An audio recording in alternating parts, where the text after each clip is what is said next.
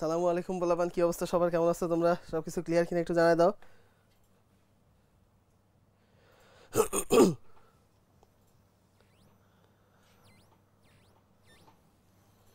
যাক, সব ক্লিয়ার আছে। আমরা হচ্ছে আমাদের ওয়েব পোর্টালে দেখতে পাচ্ছি, নতুন যে ওয়েব অ্যাপ আছে সেই ওয়েব অ্যাপে দেখতে পাচ্ছি, ইউটিউবে আছি আমরা সাথে সাথে। তো কি অবস্থা বলো? অনেক দিন পর তোমাদের সাথে দেখা, তাই না? কয়েক কোটি বছর পর।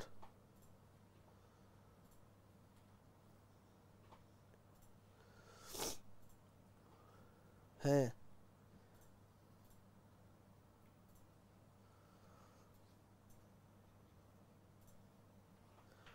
আর্কাইভ ক্লাসে দেখা হয়েছে। আরে সেটাই তো, গত বছর তো আমরা জানছিলাম যে এরকম তোমাদের সাথে দেখাই হবে। ওই জন্য ওই সময়ও বুঝতে পারছিলাম যে এরকম, যাক তোমাদের সাথে যেহেতু দেখাই হবে, তাহলে দেখা হচ্ছে না এরকম কোনো কিছু নাই। নতুনটাতে অ্যাড হব কেমনে? নতুনটাতে অ্যাড হওয়া কিভাবে? আমরা তোমাদের হচ্ছে একটা, হ্যাঁ হ্যাঁ আইডি পাসওয়ার্ড পাঠিয়ে দেওয়া হবে, তোমরা নতুনটাতে তখন অ্যাড হয়ে যেতে পারবা, ঠিক আছে? ওইখানে হচ্ছে টেস্ট রানিং চলতেছে আমাদের, তো চিন্তার কিছু নাই। তোমাদের মেসেজ দিয়ে আইডি পাসওয়ার্ড পাঠিয়ে দেওয়া হবে, আর ততদিন পর্যন্ত এখানেই করতে থাকো, চিন্তার কিছু নাই। আমরা চলে আসি আমাদের আজকের ক্লাসে। আমাদের আজকের ক্লাস, মানে তোমাদেরকে যদি জিজ্ঞেস করা হয় ভাই কলেজ বায়োলজিতে 9টা চ্যাপ্টার আছে, কয়টায় ফোকাস করব? মানে বায়োলজিতে 9টা চ্যাপ্টার আছে, আসলে কয়টায় ফোকাস করবা ডিপেন্ড করতেছে কোন কোন চ্যাপ্টার আছে সেটার উপর। কিছু কিছু চ্যাপ্টার খুবই ভাইটাল, যেমন আজকে যে চ্যাপ্টারটা আমরা পড়বো, এই চ্যাপ্টারটার কথা যদি বলি তেমন বেশি ইম্পর্টেন্ট না। জাস্ট অ্যাডমিশন টেস্টে তুমি যদি চিন্তা করো জুলজিতে, সরি, যদি মেডিকেল অ্যাডমিশন টেস্টের কথা বলি, 30টা কোয়েশ্চেন থাকে বায়োলজিতে, তার মধ্যে দেখা যায় যে জুলজিতে 50% বা 60% কোয়েশ্চেন থাকে, 15 থেকে 18টা। গতবার ব্যতিক্রম ছিল। তো এই 15 থেকে 18টার মধ্যে চ্যাপ্টারই আসতে দেখা যায় যেরকম 12-13টার বেশি, তাই না? তো যদিও হচ্ছে 2 নাম্বার চ্যাপ্টারের মধ্যেই 3টা চ্যাপ্টার আছে, তো সব মিলায় যদি দেখা যায় প্রত্যেক চ্যাপ্টারে 1-2টা করে কোয়েশ্চেন পড়ে। তো এটা অত বেশি ইম্পর্টেন্ট না। এই চ্যাপ্টার থেকে মাত্র 6টা কোয়েশ্চেন আসছিল মেডিকেল অ্যাডমিশন টেস্টে। এরকম একবার না, এরকম অনেকবার হয়েছে। তো অল্প একটু যেহেতু ইম্পর্টেন্ট, বুঝতেই পারতেছো। এবার তোমাদের দায়িত্ব যে তাহলে এটা ভালোভাবে পড়বা নাকি মানে হেলা ফেলা কাটাই দিবা যে ভাই চিল, এটা তেমন ইম্পর্টেন্ট না, 6টা এমসিকিউ না পারলে আর কী হবে, মেডিকেল তো একবারে চালায় মেডিকেলে চলে যাবো, এরকম একটা ব্যাপার, ঠিক আছে? তো তুমি এইচএসসির কথা বলো বা হচ্ছে অ্যাডমিশন, এই চ্যাপ্টার তোমার খুব ভালোভাবে পড়া থাকা লাগবে, ঠিক আছে? আর যেহেতু তুমি এখন পড়তেছো প্রথমবার বা হচ্ছে আর্কাইভে যদি ক্লাস দেখে থাকো, যেটাই করো না কেন, এই চ্যাপ্টারটা এত ভালোভাবে পড়া লাগবে যেন এখান থেকে এইচএসসিতেই এটা পুরোপুরি কাভার হয়ে যায়, যেন আবার অ্যাডমিশনের সময় যে আবার এক্সট্রা করে ভালোভাবে না পড়া লাগে, ঠিক আছে? তো চলো আমরা চলে আসি আমাদের এই ক্লাসে। চলে আসো তাহলে, আমরা প্রথমে চলে আসি আমাদের প্রি অ্যাসেসমেন্ট যেটা আছে সেইখানে। তো দেখো এইখান থেকে কোনগুলা পারো এইটা একটু জানাই দাও। আর কারা কারা আমার মতো আছো যে একটাও পারো না? সরি,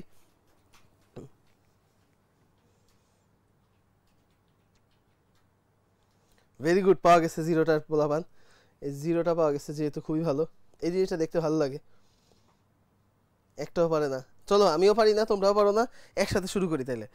দেখো আমাদের প্রথমে যে জিনিসটা নিয়ে পড়বো আমরা, সেটা হচ্ছে এই মানব শারীরতত্ত্বের 4 নম্বর চ্যাপ্টার রক্ত সঞ্চালনের মধ্যে প্রথম যে জিনিসটা আসবে সেটা হচ্ছে সঞ্চালন রিলেটেড যে কথাবার্তা আসতেছে, তার মানে রক্ত সংবহন তন্ত্র নিয়ে কথাবার্তা আসবে। রক্ত সংবহন তন্ত্র নিয়ে কথাবার্তা আসলে প্রথমে যে জিনিসটা লাগবে সেটা কি? সেটা হচ্ছে রক্ত কি। দেখো রক্তর কথা যদি চলে আসি, রক্ত রক্ত একটা হচ্ছে তরল যোজক টিস্যু, তরল যোজক টিস্যু বা কানেকটিভ টিস্যু, ঠিক আছে? আমরা তো টিস্যু বিভিন্ন ধরনের পাইছি আমরা, তাই না? পেশি টিস্যু পাইছি, তারপর হচ্ছে এপিথেলিয়াল টিস্যু পাইছি, কানেকটিভ টিস্যু পাইছি, এটা হচ্ছে আমাদের সেই তরল যোজক টিস্যু, ঠিক আছে? তো রক্ত হচ্ছে তরল যোজক টিস্যু। এইটাই আমাদের শরীরে বিভিন্ন কোষে কোষে ছড়ায় যাবে। কেন? কারণ এর মধ্যে বিভিন্ন ধরনের উপাদান আছে, বিশেষ করে লোহিত রক্তকণিকা আছে যেটা অক্সিজেন পরিবহন করবে, তাই না? তো সেইটার জন্য যেটা আছে সেটা হচ্ছে রক্ত সংবহন তন্ত্র। তার মানে আমরা যদি চলে আসি তন্ত্রের কথায়, তন্ত্রমন্ত্র তো আমরা অনেক আগে থেকেই শুনে আসতেছি যে আমাদের যে কোষগুলো আছে, এই কোষগুলা একই জায়গা থেকে উৎপত্তি লাভ করে যখন একই ধরনের কাজে নিয়োজিত থাকবে একগুচ্ছ কোষ, সেইটাকে আমরা বলবো হচ্ছে টিস্যু। আর সেই টিস্যুগুলাই যখন একই জায়গা একই কাজে নিয়োজিত থাকবে অনেকগুলা, তখন সেই টিস্যুগুচ্ছকে আমরা বলবো হচ্ছে অঙ্গ। আর এই অঙ্গগুলো যখন একই কাজে নিয়োজিত থাকবে সেটাকে আমরা বলতেছি হচ্ছে তন্ত্র। তার মানে এইখানে অনেকগুলো অঙ্গ টঙ্গ আছে, সেগুলো নিয়ে আমাদের তন্ত্রটা তৈরি হচ্ছে, যেটা কি করবে, রক্তটাকে সংবহন করবে। এখন যেহেতু রক্তটাকে সংবহন করবে, তাহলে চলে আসো প্রথমে এই যে রক্তবাহিকা সমৃদ্ধ। তাহলে রক্তবাহিকা সমৃদ্ধ হৃৎপিণ্ড নিয়ে এই যে আমাদের যে তন্ত্রের মাধ্যমে রক্ত দেহের বিভিন্ন অংশে সঞ্চালিত হয় সেটাকেই বলতেছি হচ্ছে রক্ত সংবহন তন্ত্র। এখন মজার ব্যাপার কি জানো, একই জায়গা থেকে মানে হচ্ছে উৎপত্তি স্থল একই রকম, ঠিক আছে। যেরকম লোহিত রক্তকণিকা উৎপত্তি হবে কোথা থেকে, অস্থিমজ্জা থেকে, সব লোহিত রক্তকণিকা এগুলো অস্থিমজ্জা থেকে উৎপত্তি লাভ করতেছে, এরকম একটা ব্যাপার, ঠিক আছে। তাহলে এখন আসো আমাদের এইখানে যদি চলে আসি, আমাদের যদি বলা হয় এইখানে কেন তরল, কারণ আমরা জানি এই রক্তের মধ্যে পানির পরিমাণ অনেক বেশি, সেই জন্য এটা হচ্ছে তরল হচ্ছে। কেন, সেটা যোজক টিস্যু বা কানেকটিভ টিস্যু, কারণ অন্য টিস্যুর মধ্যে কানেকশন সৃষ্টি করতেছে, তাই না, আমাদের সারা দেহের মধ্যে কানেকশন সৃষ্টি করতেছে না রক্ত, তাই এটা হচ্ছে তরল কানেকটিভ টিস্যু বা তরল যোজক টিস্যু। এখন চলে আসো যে জিনিসটা নিয়ে আমরা বলতেছিলাম যে এইটা তো বলা হয়েছে যে রক্ত সংবহন তন্ত্রের মাধ্যমে রক্ত সংবহিত হয়। একটা সময় প্রচলিত ধারণা ছিল যে মানুষের শরীরে যে রক্তটা আছে এই রক্তটা বাষ্পাকারে দেখা যাচ্ছে, যেরকম রক্তগুলা কি করতেছে, সারা দেহে প্রয়োজনীয় যে অক্সিজেনগুলো আছে সেইগুলা হচ্ছে আমাদের সারা দেহের অক্সিজেন পরিবহন করতেছে রক্তগুলা, এবং যেখানে অক্সিজেন পরিবহন করা শেষ সেই রক্তগুলা তখন কি করে, তখন বাতাসে বাষ্পীভূত হয়ে চলে যায়।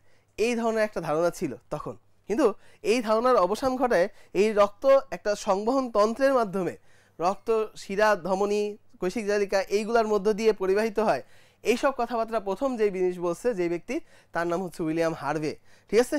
উইলিয়াম হার্ভে সে প্রথম এই কথা বলছে, সালটা আমাদের মনে রাখা লাগবে না, কিন্তু উইলিয়াম হার্ভের কথা মনে রাখতে হবে, কারণ গুরুত্বপূর্ণ কথা বলছে। সে হচ্ছে রক্ত সংবহন যন্ত্র সম্পর্কে প্রথম ধারণা দেন, সঠিক ধারণা, ঠিক আছে। ধারণা অনেকেই দিছে, ওই যে বললাম না, ধারণা ছিল যে বাষ্পীভূত হয়ে উড়ে যাবে অক্সিজেন রক্ত, সেই সব ধারণা থেকে পরবর্তীতে মুক্তি দিচ্ছে হচ্ছে আমাদের এই উইলিয়াম হার্ভে। সে বলছে না, আসলে এটা হচ্ছে একটা বদ্ধ রক্ত সংবহন তন্ত্রের মাধ্যমে পরিবাহিত হয়ে যায়, ঠিক আছে। তাহলে এই জিনিসটা এখান থেকে আমরা পেয়ে গেলাম। এবার আসলে তাহলে আমাদের চলে আসবো রক্ত সংবহন তন্ত্র নিয়ে পড়তেছি না, আগে তাহলে সংবহন তন্ত্র কি জিনিস। তার মানে আমাদের শরীরে যে অংশগুলো আছে, তরল অংশগুলো আছে, বিশেষ করে রক্ত এবং লসিকা, এইটা সারা দেহে পরিবহন করার জন্য যে তন্ত্র সেটাকে বলা হয় সংবহন তন্ত্র। সংবহন তন্ত্র দুই ধরনের হয়, একটা হচ্ছে রক্ত সংবহন তন্ত্র, এই যে, আরেকটা হচ্ছে লসিকা তন্ত্র, ঠিক আছে। তো লসিকা তন্ত্র নিয়ে আমরা পরে পড়বো। তারপরেও যদি দেখি লসিকা তন্ত্রের পার্ট কি কি, লসিকা তন্ত্রের পার্ট আছে হচ্ছে তিনটা, একটা হচ্ছে কৈশিক জালিকা, ঠিক আছে, শিরা ধমনী এবং কৈশিক জালিকা, ক্লিয়ার। তাহলে এখানে দেখো এই তিনটা জিনিস নিয়ে হচ্ছে আমাদের এইটা চলে আসছে, ক্লিয়ার। আয় হ্যাঁ, আমার দেখা যায় না এত বড় ক্লাস শেষ, ইয়াস ছুটি না, ক্লাস শেষ না, চিন্তার কিছু নাই আমাদের। তাহলে আমি যদি চলে আসি, আমরা যেখান থেকে মিস করছো তোমরা হয়তো বা, চলে আসো এখানে যেটা বলতেছিলাম, আমাদের আসলে আমাদের হচ্ছে এখানে কি আছে, এখানে রক্ত সংবহন তন্ত্রের উপাদান আছে হচ্ছে দুইটা, একটা হচ্ছে লসিকা তন্ত্র, একটা হচ্ছে রক্ত সংবহন তন্ত্র, ঠিক আছে। সংবহন তন্ত্রের আমাদের এই দুইটা উপাদান আছে, তার মানে দুইটা জিনিস সংবহন হচ্ছে কি, রক্ত আর লসিকা, ঠিক আছে। লসিকা কি জিনিস এটা নিয়ে আমরা পরবর্তীতে পড়বো, চিন্তার কিছু নাই, বলছি তো। লসিকা তন্ত্র এইটা হচ্ছে কি কি দিয়ে গঠিত হয়, লসিকা, লসিকা গ্রন্থি এবং লসিকা নালী, এই তিনটা জিনিস দিয়ে গঠিত হয়। এবং রক্ত সংবহন তন্ত্র এটা কি কি দিয়ে তৈরি হয়, এটা হচ্ছে রক্ত পরিবহনের জন্য যে রক্তবাহিকা আছে সেইটা, এবং রক্ত সারা দেহে ছড়ায় দেওয়ার জন্য যে পাম্প মেশিন আছে সেটার নাম হৃৎপিণ্ড। এই তিনটা জিনিস নিয়ে হচ্ছে রক্ত সংবহন তন্ত্র গঠিত। এবার রক্ত সংবহন তন্ত্রের রক্তবাহিকা এটা কি কি দিয়ে গঠিত, এইটা আবার শিরা ধমনী আর হচ্ছে কৈশিক জালিকা দিয়ে তৈরি, কৈশিক জালিকা দিয়ে তৈরি। এবার চলে আসো আমাদের রক্ত সম্পর্কে কিছু জিনিস তোমাদের মাস্ট জানতেই হবে, ঠিক আছে। যেমন এইখান থেকে এমসিকিউ অনেক বেশি পরিমাণে আসে। দেখো আমাদের শরীরে রক্ত থাকে কতটুকু, আসলে তুমি আগে চিন্তা করতে হবে তুমি কাকে নিয়ে চিন্তা করতেছো। আমরা জেনারেলি চিন্তা করি একজন পূর্ণবয়স্ক ব্যক্তিকে নিয়ে, পূর্ণবয়স্ক ব্যক্তিকে নিয়ে। কারণ পূর্ণবয়স্ক সে কত বছর কত কেজি ওজন হয়, পূর্ণবয়স্ক একটা ব্যক্তির ওজন হয় হচ্ছে 70 কেজি, পুরুষের ক্ষেত্রে ধরে নিই আমরা, পুরুষের ক্ষেত্রে পূর্ণবয়স্ক পুরুষের ক্ষেত্রে আমরা হচ্ছে ধরে নেই সে হচ্ছে 70 কেজি। তাহলে 70 কেজির ক্ষেত্রে তার বডির কত পার্সেন্ট রক্ত থাকে, 8% থাকে হচ্ছে রক্ত, 8% থাকে কি রক্ত। তাহলে 8%, 70 কেজির যদি 8% তুমি চিন্তা করো, অলমোস্ট 5 to 5.6 লিটারের মতো হয়। তো যদিও এটা কেজিতে ছিল কিন্তু তরল যেহেতু আমরা লিটারে প্রকাশ করতেছি। এখন বিজ্ঞানীরা চিন্তা করলো যে এরকম যদি ফিক্স করে দিই যে এক একজনের শরীরে 5.6 লিটার করে রক্ত থাকবে তখন আবার ঝামেলা। এখন তারা কি বললো, তাহলে এটাকে একটা রেঞ্জ দিয়ে দাও। তারা বললো হচ্ছে 5 থেকে 6 লিটার পরিমাণে রক্ত থাকবে, ঠিক আছে। এখন এইটা হচ্ছে একজন পূর্ণবয়স্ক ব্যক্তি যার বয়স, যে পুরুষ মানুষ এবং যার ওজন 70 কেজি। এখন যার ক্ষেত্রে মাশাআল্লাহ যদি তুমি চিন্তা করো আমার মতো যদি হয় আলহামদুলিল্লাহ, তাহলে সেই ক্ষেত্রে রক্তের পরিমাণ একটু বেশি হবে। আবার তোমার মতো যদি চিন্তা করো যেরকম সুবহানাল্লাহ হয় একদম সরু, ঠিক আছে, তাহলে তখন হচ্ছে তোমার ক্ষেত্রে রক্তের পরিমাণ আর একটু কম হবে। তাহলে এখানে রক্তের পরিমাণটা ডিপেন্ড করতেছে কিসের উপর? মোট ওজনের 8%-এর উপর, ঠিক আছে, যেটা হয় কত? এই যে 5 থেকে 6 লিটার। কিন্তু একজন পূর্ণবয়স্ক মহিলার ক্ষেত্রে যদি তুমি চিন্তা করো তার ওয়েট কিন্তু 70 কেজি না। একজন যদি মহিলাদের ক্ষেত্রে চিন্তা করো তাদের ওয়েট কিন্তু আরো কম হয়। তাহলে যেহেতু তাদের ওয়েট আরো কম হবে সেই জন্য তাদের ক্ষেত্রে ধরা হয় এটা হচ্ছে 4.5 থেকে 5.5 লিটার পরিমাণ রক্ত থাকতে পারে, ঠিক আছে। তাহলে 70 কেজি মানে অনেক বেশি না? হ্যাঁ, মহিলাদের ক্ষেত্রে বা স্ত্রীদের ক্ষেত্রে 70 কেজি মানে অনেক, কিন্তু পুরুষদের ক্ষেত্রে পূর্ণবয়স্ক একটা পুরুষ হাইট যদি মানে নর্মাল হাইট থাকে তাহলে তার ক্ষেত্রে হচ্ছে 70 কেজি এনাফ, মানে ঠিকঠাক আছে, ঠিক আছে, এটা হচ্ছে নর্মাল। তাহলে চলে আসো, এটা হচ্ছে এখান থেকে পেয়ে গেছি। এবার চলে আসো এই রক্তের পিএইচ নিয়ে যদি চলে আসি, ঠিক আছে। রক্তের পিএইচ কত? এই পিএইচটা হচ্ছে তুমি কিছু পারো আর না পারো এই দুইটা স্লাইডে থেকে পিএইচটা তোমার পারতেই হবে, ঠিক আছে, 5 star important.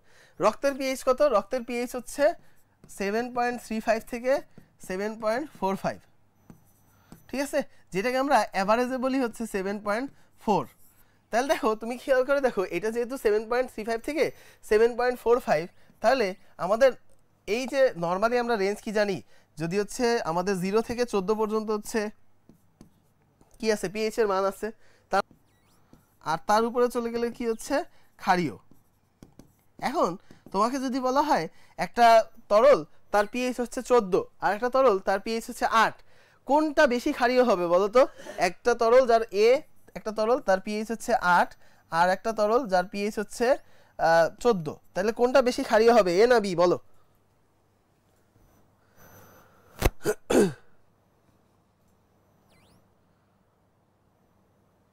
B B B, very good. তার মানে হচ্ছে বি যেটা সেটা বেশি ক্ষারীয় হবে, তাই তো? তাহলে এখন তুমি নিজেই চিন্তা করে দেখো, যদি আমাদের পিএইচ এর মান বাড়তে থাকে তাহলে সেটা বেশি ক্ষারীয় হইতে থাকে। কিন্তু রক্তের ক্ষেত্রে এই যে 7 হচ্ছে কি নিউট্রাল ছিল না, তার মানে হচ্ছে নিউট্রাল পিএইচ ছিল 7, তাহলে এখান থেকে একটু বাড়ছে, কোন দিকে গেছে? ক্ষারের দিকে। তাহলে রক্তটা কেমন ক্ষারীয় হবে? অনেক তীব্র ক্ষার হবে না, রক্ত হবে হচ্ছে সামান্য ক্ষারীয়, অথবা এটাকে আমরা আদর করে ডাকি ঈষৎ ক্ষারীয়, ঠিক আছে, ঈষৎ ক্ষারীয়। ক্লিয়ার? এটা পেয়ে গেছি। এবার চলে আসো আমাদের এই ক্ষারের এই পিএইচ এর পরে যেটা লাগবে সেটা হচ্ছে টেম্পারেচার। কত থাকে? 36 থেকে 38 ডিগ্রি সেলসিয়াস পর্যন্ত, ঠিক আছে। এটা অবশ্যই সেলসিয়াস, এটা আবার ফারেনহাইট দিয়ে দিও না, ঠিক আছে। ফারেনহাইটের হিসাব করলে তখন সেটা হচ্ছে 9 থাকলে ফ্রিজ হয়ে যাবে না, এই জন্য আসলে কিন্তু এরকম আমাদের তেমন সমস্যা না।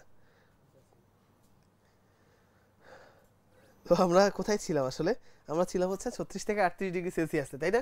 এরপর একটু আমি আবার লিখে দিচ্ছি, পড়া দিচ্ছি, সমস্যা নেই। তো যেটা বলতেছিলাম যে ভাইয়া দেখো, আমাদের এই যে 36 থেকে 38 ডিগ্রি সেলসিয়াস তাপমাত্রা, এটা হচ্ছে আমাদের নর্মাল তাপমাত্রা, এবং আমরা হচ্ছে কি ধরনের প্রাণী? আমরা হচ্ছে এন্ডোথার্মিক প্রাণী বলছিলাম, তাই তো? এই আমরা হচ্ছে কি এন্ডোথার্মিক প্রাণী, এন্ডোথার্মিক প্রাণী। এখন এন্ডোথার্মিক প্রাণী হলে সুবিধাটা কি দেখো, এন্ডো মানে হচ্ছে ভিতরে, এন্ডো শব্দের অর্থ কি? এন্ডো শব্দের অর্থ হচ্ছে ভিতরে, আর থার্মিক শব্দটা আসছে হচ্ছে টেম্পারেচার থেকে। এখন আমাদের ভেতরের টেম্পারেচার ভেতরের পরিবেশ দ্বারাই নিয়ন্ত্রিত, আর এক্টোথার্মিক মানে হচ্ছে যার টেম্পারেচার বাইরের পরিবেশ দ্বারা নিয়ন্ত্রিত হয়, ঠিক আছে, যেরকম সাপ, ব্যাং, এদের ক্ষেত্রে, উভচর সরীসৃপ, এদের ক্ষেত্রে পাইছি। তো এই যে এন্ডোথার্মিক হওয়ার কারণে যেটা হচ্ছে, যে বলতেছিলাম যে আমাদের এখানে রুমে এসি চলতেছে হচ্ছে 22 ডিগ্রিতে, তাহলে 22 ডিগ্রি টেম্পারেচারে যদি এসি চলে তাহলে এইটাতে আমার শরীরের টেম্পারেচার এখন তাহলে কি হয়ে যাওয়ার কথা? 22 ডিগ্রি হয়ে যাওয়ার কথা, কিন্তু এটা বাইরের পরিবেশ দ্বারা নিয়ন্ত্রিত হয় না। আমার শরীরের টেম্পারেচার এখন কি আছে? তাহলে ওই 37-38 এরকমই আছে, ঠিক আছে, যেহেতু হালকা ঠান্ডা সর্দি আছে, একটু জ্বর জ্বর ভাব আছে, তো ওই 38-এর আশেপাশেই আছে। তাহলে দেখো, এইটা হচ্ছে আমাদের নর্মাল টেম্পারেচার। এইটা তাহলে তুমি যদি চিন্তা করো, তুমি মানে গরম বাইরের পরিবেশ দেখা যাচ্ছে যে 42-43 ডিগ্রি হয়ে গেল, তোমার শরীরের টেম্পারেচারও এরকম হয়ে গেছে, তাহলে তোমার ভিতরে শরীরে রক্তের টেম্পারেচার যদি চেঞ্জ হয়ে যায় কিংবা তোমার শরীরে যদি পিএইচ চেঞ্জ হয়ে যায়, তাহলে তোমার শরীরের যে কাজগুলো আছে, বিভিন্ন ধরনের এনজাইম যে আছে, তারা যেই পরিবেশে কাজ করে অভ্যস্ত, ওইটা কিন্তু তারা আর করতে পারবে না। তখন তোমার শরীরের ভারসাম্য নষ্ট হয়ে যাবে। আর এই ভারসাম্যটাকে নর্মাল রাখাটাই হচ্ছে আমাদের এই রক্তের একটা বড় কাজ। তার মানে এই তাপমাত্রা মেনটেন করা, পিএইচ মেনটেন করা, এটা হচ্ছে রক্তের অনেক বড় একটা কাজ, যেটা সবসময় এরকমভাবেই রাখবে। ঠিক আছে, পরিবেশ যেমনই হোক না কেন। এটাকে আমরা বলতেছি হচ্ছে আমাদের এই রক্তের যে গঠন বা হচ্ছে রক্তের যে তাপমাত্রা, পিএইচ, এইটা একই রকম রেখে শরীরের সব কাজ চালায় যাওয়ার প্রক্রিয়াটাকে বলা হয় হচ্ছে হোমিওস্ট্যাসিস। Homeostasis, stasis.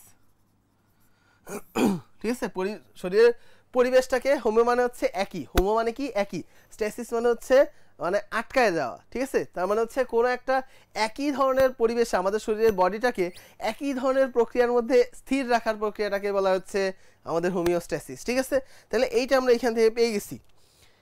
এক্সোথার্মিক হলে আমাদের ঠান্ডা লাগতো না, আমাদের শরীর তখন ঠান্ডা লাগতো না, হয়তো বা মনে করো যে 22 ডিগ্রিতে তুমি হচ্ছে নর্মালি মানায় নিছো, তোমার বডির টেম্পারেচারও এরকম হয়ে গেছে, হয়ে যাওয়ার পরে কিছুক্ষণ পরে তুমি দেখলা যে এরকম তুমি সোজা ভার্টিক্যালি আপওয়ার্ড উপরে চলে গেছো, কারণ তোমার বডি তখন কাজ করে নাই, আর আল্লাহ তোমার জন্য চিঠি পাঠাই দিচ্ছে যে আসো আপ্যায়ন হবে, এইরকম একটা ব্যাপার হইতো। ঠিক আছে, তাহলে এই সুযোগটা কি থাকতেছে না তো আমাদের এক্সোথার্মিক হওয়ার। যাই হোক, চলে আসছি আমরা এটা। তাহলে এরপরে চলে আসো আপেক্ষিক গুরুত্ব। আপেক্ষিক গুরুত্ব কি? 1.065। তার মানে পানির থেকে বেশি। পানির থেকে বেশি হওয়া মানে কি, সে পানিতে কি করবে, ভাসবে নাকি ডুবে যাবে বলো?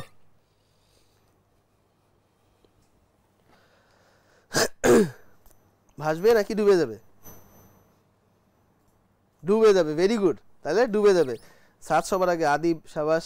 তাহলে দেখো এই জিনিসগুলো হচ্ছে আমাদের এখান থেকে পেয়ে গেছি। এবার চলে আসো, এদের স্বাদটা কেমন হয়? নোনতা হয়। এই রক্ত খাও নাই কারা কারা বলো তো? মানে তুমি রক্ত খাওয়া মানে যে তুমি ভ্যাম্পায়ার হয়ে যাচ্ছ তা না, তুমি হচ্ছে ডাইনি হয়ে যাচ্ছ বা রাক্ষস হয়ে যাচ্ছে এমন কিছু না। রক্ত কোথাও কেটে গেলে আমাদের নর্মাল ন্যাচারাল ইনস্টিংক্ট দুইটা কাজ করতে বলে। একটা হচ্ছে কেটে গেছে, সাথে সাথে আমরা কি করি, মুখের মধ্যে আঙ্গুল দিয়ে দিই, বা হাত টাত কেটে গেলে, এখন পা কেটে গেছে, ধরে তো আর পা মুখের মধ্যে দিতে পারতেছো না, তাই না? তাহলে এই সুযোগটা তখন থাকতেছে না। তাহলে তো আরেকটা কি করি আমরা, কোথাও সিলে টিলে গেলে সেটা আরেকটা ইনস্টিংক্ট হচ্ছে আমরা সুন্দর করে লালাটা নিয়ে ওইখানে দিয়ে দিই, তাই না? মুখে যেহেতু পা নিয়ে আসতে পারতেছি না, তো লালাটাই মুখে নিয়ে যাই, তাই না? মুখটাতেও তো নিতে পারবো না অত দূর, তাহলে লালাটাই নিয়ে যাই। তাহলে হ্যাঁ, দাঁত পড়ে গেলে, আরে ছোটোবেলায় যখন দাঁত পড়ে গেছিল, আরে খুব নস্টালজিক করে দিলা মুখের মধ্যে। হ্যাঁ, টেস্ট অনেকেই পেয়ে গেছো, তার মানে তোমরা হচ্ছে মানুষের রক্তের স্বাদ পাইছো। ঠিক আছে, তাহলে রক্তের স্বাদ যেহেতু পাইছো, এটা তোমরা দেখছো যে এটা কি হয়, এটা হচ্ছে নোনতা হয়। কেন হয় নোনতা হয়? অবশ্যই কি কারণে? লবণের জন্য। তাইলে এখানে বিভিন্ন ধরনের অজৈব লবণ থাকে, যেরকম সোডিয়াম ক্লোরাইড। ঠিক আছে, সোডিয়াম ক্লোরাইড একটা লবণ, এই সোডিয়াম ক্লোরাইডের উপস্থিতি আছে। এছাড়া আরও অন্যান্য লবণ আছে, সেগুলোর উপস্থিতির কারণে হচ্ছে এটা এইরকম হয়। ঠিক আছে, নাউজুবিল্লাহ, সাদ বলছে অনেক মজা, টেনশনে পড়ে গেলাম। যাই হোক, আমাদের এই যে দেখো, রক্ত নিয়ে যেহেতু কথা বলতেছিলাম, এখন আসলে আমরা রক্তের উপাদান সম্পর্কে জানবো, রক্ত কি দিয়ে তৈরি। তো রক্ত কি দিয়ে তৈরি সেটা জানার জন্য যেটা করতে হবে সেটা হচ্ছে এরকম একটা সেন্ট্রিফিউজ মেশিন লাগবে। এই সেন্ট্রিফিউজ মেশিনের সুবিধাটা কি? এই সেন্ট্রিফিউজ মেশিনটা অনেক দ্রুত ঘুরতে পারে। ঠিক আছে, এখন রক্তের যে উপাদানগুলো আছে এটাকে আমরা আলাদা করব। রক্তের মধ্যে পানি আছে যেহেতু, তরলটাকে আলাদা করবো আর কঠিনটাকে আলাদা করবো। তো যেটা করলে যেটা হবে, দেখা যাবে যেরকম আমরা মনে করো যেটা করবো, আমাদের শরীর থেকে এই রক্ত নিলাম, শরীর থেকে সিরিঞ্জের মাধ্যমে রক্ত নিয়ে এটা হচ্ছে একটা টেস্ট টিউবের মধ্যে দিয়ে দিলাম। ঠিক আছে, এই যে টেস্ট টিউবের মধ্যে দিয়ে দিচ্ছি, কারণ টেস্ট টিউবের মধ্যে দেখা যাবে রক্ত আছে যে এইখানে এইরকম রক্ত থাকবে। ঠিক আছে, লাল কালারেরই, যেহেতু হিমোগ্লোবিন আছে, এই যে রক্ত থাকতেছে। এখন এইটার মতোই সিমিলার আমরা হচ্ছে আর একটা টেস্ট টিউব, এই টেস্ট টিউবের মতো সিমিলার আর একটা টেস্ট টিউব নিয়ে নিব, এবং সেটা হচ্ছে কি খালি অবস্থায় এই যে আমাদের সেন্ট্রিফিউজ মেশিন আছে দুইটা দুই পাশে দিয়ে দিব। ঠিক আছে, তাহলে আমরা কি করব, এক পাশে হচ্ছে নর্মাল আমাদের টেস্ট টিউব দিব, আরেক পাশে হচ্ছে রক্তপূর্ণ টেস্ট টিউব দিব। কেন আমরা দিলাম? তার কারণ হচ্ছে সেন্ট্রিফিউজ মেশিন যখন ঘুরবে, দুই দিকে যেন একটা ভারসাম্য থাকে, ব্যালেন্স বজায় রাখার জন্য এই পাশে রক্তওয়ালাটা দিছি, ওই পাশে হচ্ছে নর্মাল একটা খালিটা দিছি, অথবা এই পাশে খালি দিছো, তার অপোজিটে একটা হচ্ছে রক্তওয়ালাটা দিবা টেস্ট টিউব। দেওয়ার পরে এবার এটাকে অন করে দিলে প্রায় প্রতি মিনিটে 3000 বার করে 30 মিনিট আমরা হচ্ছে এটাকে ঘুরাবো, বা 30 বার আমরা ঘুরাবো। ঠিক আছে। তাহলে এই যে আমরা যখন হচ্ছে প্রতি মিনিটে 3000 বার করে ঘুরে, তাহলে কত স্পিডে ঘুরে দেখো। এত স্পিডে ঘুরলে যেটা হয় নিচে অধক্ষেপ পড়ে যায়, তার মানে এইটাই তখন দেখতে কিরকম হয়ে যাবে জানো, এই টেস্ট টিউবের ভিতরে যেটা আছে সেটা দেখতে অনেকটা এরকম হয়ে যাবে, উপরের এই রকম গঠন হয়ে যাবে, এই একটা অংশ থাকবে, এরপরে এইরকম একটা সাদা অংশ থাকবে, আর তার নিচে থাকবে হচ্ছে লাল কালারের এরকম অংশ। তাহলে এই যে রক্তটাকে সেন্ট্রিফিউজ মেশিনে দেওয়ার পরে বিভিন্ন ভাগে ভাগ হয়ে গেল, এইটাকে যদি বলি এই অংশটাকে আমরা বলি রক্তরস, রক্তরস হলুদ কালারের যে অংশটা আছে, আর সাদা আর লাল মিলে যেটা আছে সেটাকে বলা হয় রক্ত কণিকা। ঠিক আছে, এর মধ্যে রক্তরস থাকে হচ্ছে 55%, আর রক্ত কণিকাটা থাকে হচ্ছে 45%। এই 45%-এর মধ্যে সাদা অংশ যেটা আছে, সাদা অংশটাতে থাকে আসলে কি, সাদা অংশে থাকে হচ্ছে ডাব্লিউবিসি মানে হোয়াইট ব্লাড সেল বা শ্বেত রক্তকণিকা, আর হচ্ছে প্লেটলেট সাদা অংশ। তার মানে প্লেটলেট আর ডাব্লিউবিসি মিলে আছে হচ্ছে 1%, আর বাকি যে অংশটা আছে লাল অংশটা হচ্ছে আমাদের 44%। তার মানে এই 44% লাল আসলে কি আরবিসি, রেড ব্লাড সেল বা লোহিত রক্তকণিকা। তাহলে এই হচ্ছে আমাদের রক্তে সেন্ট্রিফিউজ করার পরে যে অংশটা আমরা পাই, এটাই তাহলে কি পেলাম, সাদা অংশ আর লাল অংশ। সাদা অংশ ছিল 1% আর লাল অংশ পাইছি হচ্ছে কি আমাদের 44%। 1%-এর মধ্যেই ডাব্লিউবিসি আর প্লেটলেট আছে। ঠিক আছে, চলে আসো আমরা তাহলে যদি দেখি আমরা আসলে সেন্ট্রিফিউজ করলে কীরকম কি পাবো, এটা চলে আসো।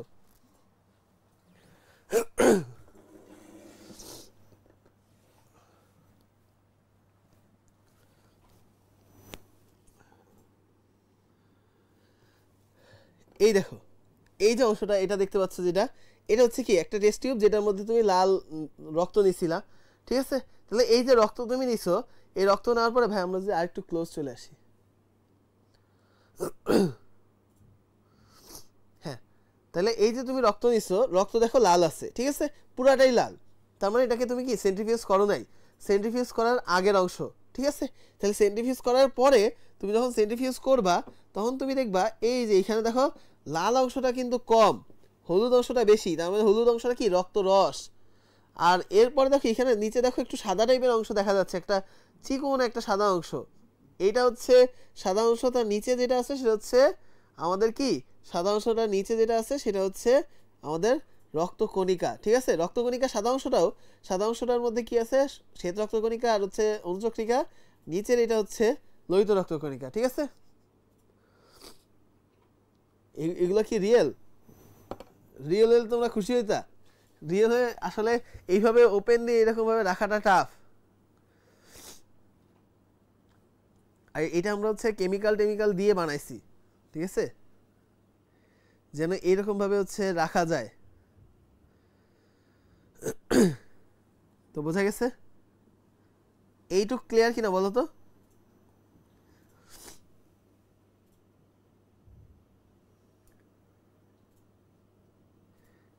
ইউটিউবে একজন কোশ্চেন করছে রক্ত ক্ষারীয় কেন, এটা নিয়ে আমরা কোশ্চেন আসবো, চিন্তার কিছু নাই। এখানে রক্ত ক্ষারীয় হওয়ার কারণ আছে, এখানে বাইকার্বনেট বাফার আছে। ঠিক আছে, বাইকার্বনেট বাফার থাকার কারণে বাইকার্বনেট কি ক্ষারীয় না, এটার পরিমাণ অনেক বেশি পরিমাণে থাকে। ঠিক আছে, এই জন্য। তাহলে এটা আমরা এখান থেকে পেয়ে গেছি। এখন চলে আসো আমাদের নেক্সট যে জিনিসটা চলে আসবো, সেটা হচ্ছে এই যে দেখো এই সেন্ট্রিফিউগাল মেশিনে ঘোরালে দুইটা স্তরে ভাগ হয়ে যাচ্ছে। একটা হচ্ছে হালকা হলুদ বর্ণের প্লাজমা বা রক্তরস। এই প্লাজমা তোমরা অনেক বেশি শুনছো কোথায়, অনেক বেশি শুনছো যখন হচ্ছে তোমাদের ওই করোনার সময়টা আসছিল, তখন প্লাজমা থেরাপির কথা অনেক শুনছো। আর গাঢ় অংশটারে বলতেছি হচ্ছে 45% রক্ত কণিকা। ঠিক আছে, তাহলে এই জিনিসগুলো আমরা এখান থেকে পেয়ে গেছি। না, এটার জন্য জিম ভাইয়া নাইম ভাইয়ার দরকার হয় নাই। জিম ভাইয়া নাইম ভাইয়া আরো হাই লেভেলের জিনিসপত্র করে, আমরা এটাকে অন্যভাবে বানাই। ঠিক আছে, কোনো এক সময় এই প্র্যাকটিক্যাল বানানোর বিহাইন্ড দ্য সিন দেখাই দিব তোমাদের। ঠিক আছে, তখন দেখে ফেলবা ই আল্লাহ এইরকম ভাবে এইসব আজাইরা কাজ করতেছে। আর মেডিকেল আসলে তখন দেখতে পারবা, মেডিকেল আসলে তখন রিয়েলটাই দেখাই দিতে পারবো। ঠিক আছে, চলে আসো আমরা চলে আসি যে রক্তের উপাদানের মধ্যে। এখন রক্তের উপাদানটা যেটা বলছিলাম, এই যে স্লাইডটা যেটা আমি পড়াবো, এটা তোমার মানে এইচএসসি অ্যাডমিশন, তারপর হচ্ছে যে কোনো জায়গায় গেলে এটা তোমার কাজে লাগবে। এটা তোমার জন্য হচ্ছে ইনফিনিট স্টার ইম্পর্টেন্ট একটা স্লাইড, ইনফিনিট স্টার ইম্পর্টেন্ট একটা স্লাইড, ঠিক আছে। তাহলে এখানে দেখো, এখানে আমাদের যদি বলি রক্তের দুইটা উপাদান আছে, কি কি, একটা রক্তরস আর রক্তকণিকা। এটা আমরা দেখে আসছি, তাই না? আগে পার্সেন্টেজটা ইম্পর্টেন্ট, কারণ এটা ভার্সিটিতে আসছে, ঢাকা ভার্সিটিতে হচ্ছে এখান থেকে কোশ্চেন আসছে যে রক্তকণিকা কত পার্সেন্ট আর প্লাজমা বা রক্তরস কত পার্সেন্ট, এখান থেকে পরীক্ষায় কোশ্চেন আসছে। এখন যেটা আমাদের লাগবে, এখন পর্যন্ত অনেকেই অনেক কমেন্ট করছে যে কি কি দিয়ে বানানো হয়েছে, জেলি, সস, আটা, হলুদ, এরকম অনেক কিছু বলছে, কিন্তু এখন পর্যন্ত আসলে হয় নাই অ্যান্সার।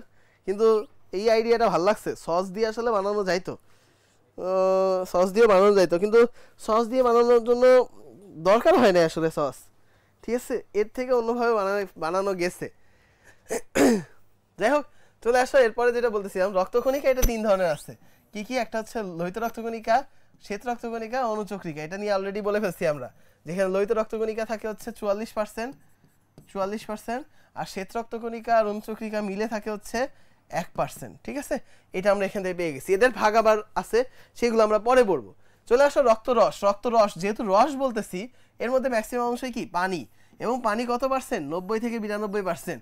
এইটুকু আমাদের এটা মনে রাখতে হবে, ঠিক আছে। পানি কত? 90 থেকে 92%। তাহলে বাকি অংশ কি? কঠিন পদার্থ। কঠিন পদার্থের মধ্যে আছে অজৈব পদার্থ আর জৈব পদার্থ। অজৈব পদার্থের মধ্যে কি আছে? অজৈব পদার্থের মধ্যে মনে রাখবা, এখানে আছে হচ্ছে মেইনলি আয়নগুলা, আয়ন, বিভিন্ন ধরনের আয়ন আছে এখানে, ঠিক আছে। যেমন কি কি আছে আমরা বলতে পারি, এই অজৈব আয়নগুলাকে একবারে মনে রাখবো আমরা ফালতু আম দিয়ে, ফালতু আম। ফতে ফসফরাস,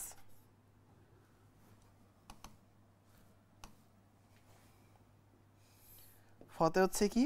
ফসফরাস। লতে লোহা, ততে হচ্ছে তামা, আতে হচ্ছে আয়োডিন, আয়োডিন। আর টোটাল আমটাতে হচ্ছে বিভিন্ন ধরনের আম আছে, যেরকম ফজলি আম আছে, তারপরে হচ্ছে হাড়িভাঙা, তারপরে হচ্ছে কি আম্রপালি আছে, তারপরে হচ্ছে হিমসাগর আছে, এই টাইপের অনেক আম আছে না, এগুলো না। তাহলে কোনগুলা?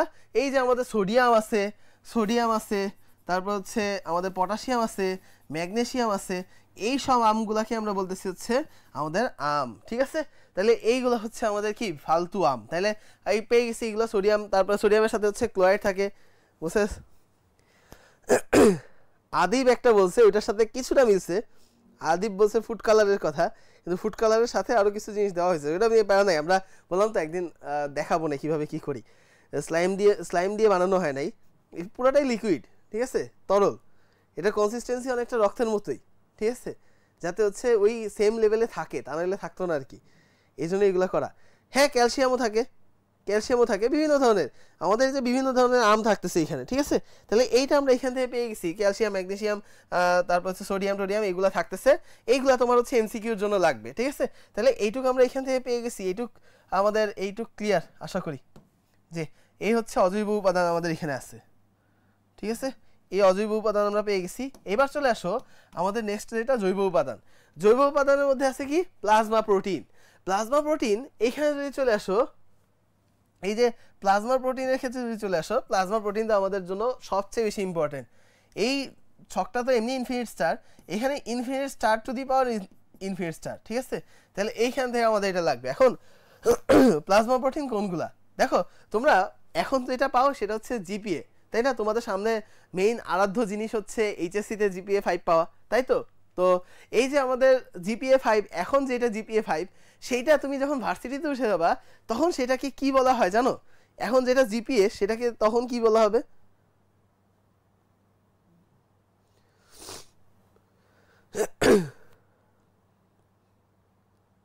সিজিপিএ। আরে সাবাস, আদিপ তো বলে ফেলছে, তাইয়া বলে ফেলছে সিজিপিএ। আবিবা, ঘনত্বের পার্থক্য একটা হচ্ছে আলাদা লেয়ার করতে হেল্প করে, এটা ঠিক আছে। হ্যাঁ হ্যাঁ, সিজিপিএ, তাই না? তাহলে এইখানে দেখো আমাদের এইখানে দেখো আমাদের প্লাজমা প্রোটিনের ক্ষেত্রে যদিও তুমি ভার্সিটিতে গেলে সিজিপিএ 5 পাবা না, কিন্তু যেটা পাবা সেটা হচ্ছে আমাদের এইখানে মনে রাখতে হবে, এটা হচ্ছে ক্লটিং ফ্যাক্টর, মানে আমাদের প্লাজমা প্রোটিন হচ্ছে সিজিপিএ 5, ঠিক আছে, ঠিক আছে, সিজিপিএ 5। সিতে হচ্ছে মনে রাখবা, সিতে কি ক্লটিং ফ্যাক্টর, ক্লটিং ফ্যাক্টর। জিতে হচ্ছে গ্লোবিউলিন, গ্লোবিউলিন। পিতে হচ্ছে প্রোথ্রম্বিন,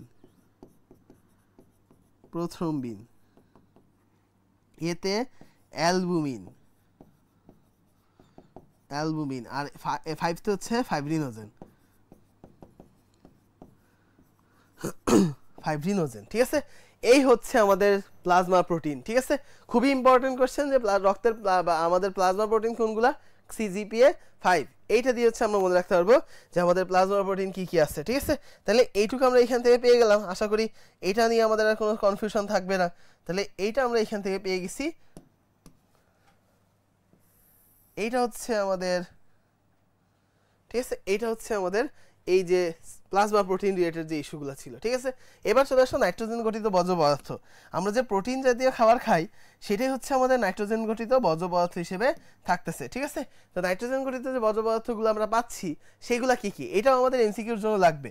মনে রাখবো হচ্ছে আমি হাইজ্যাক, হাইজ্যাক। আমিতে কি, আতে হচ্ছে আমাদের অ্যামোনিয়া,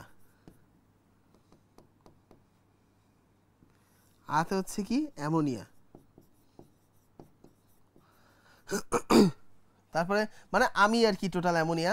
হতে যদি তুমি চিন্তা করো, হতে হচ্ছে হাইপোজ্যান্থিন, হাইপোজ্যান্থিন। রস্যইতে হচ্ছে ইউরিয়া,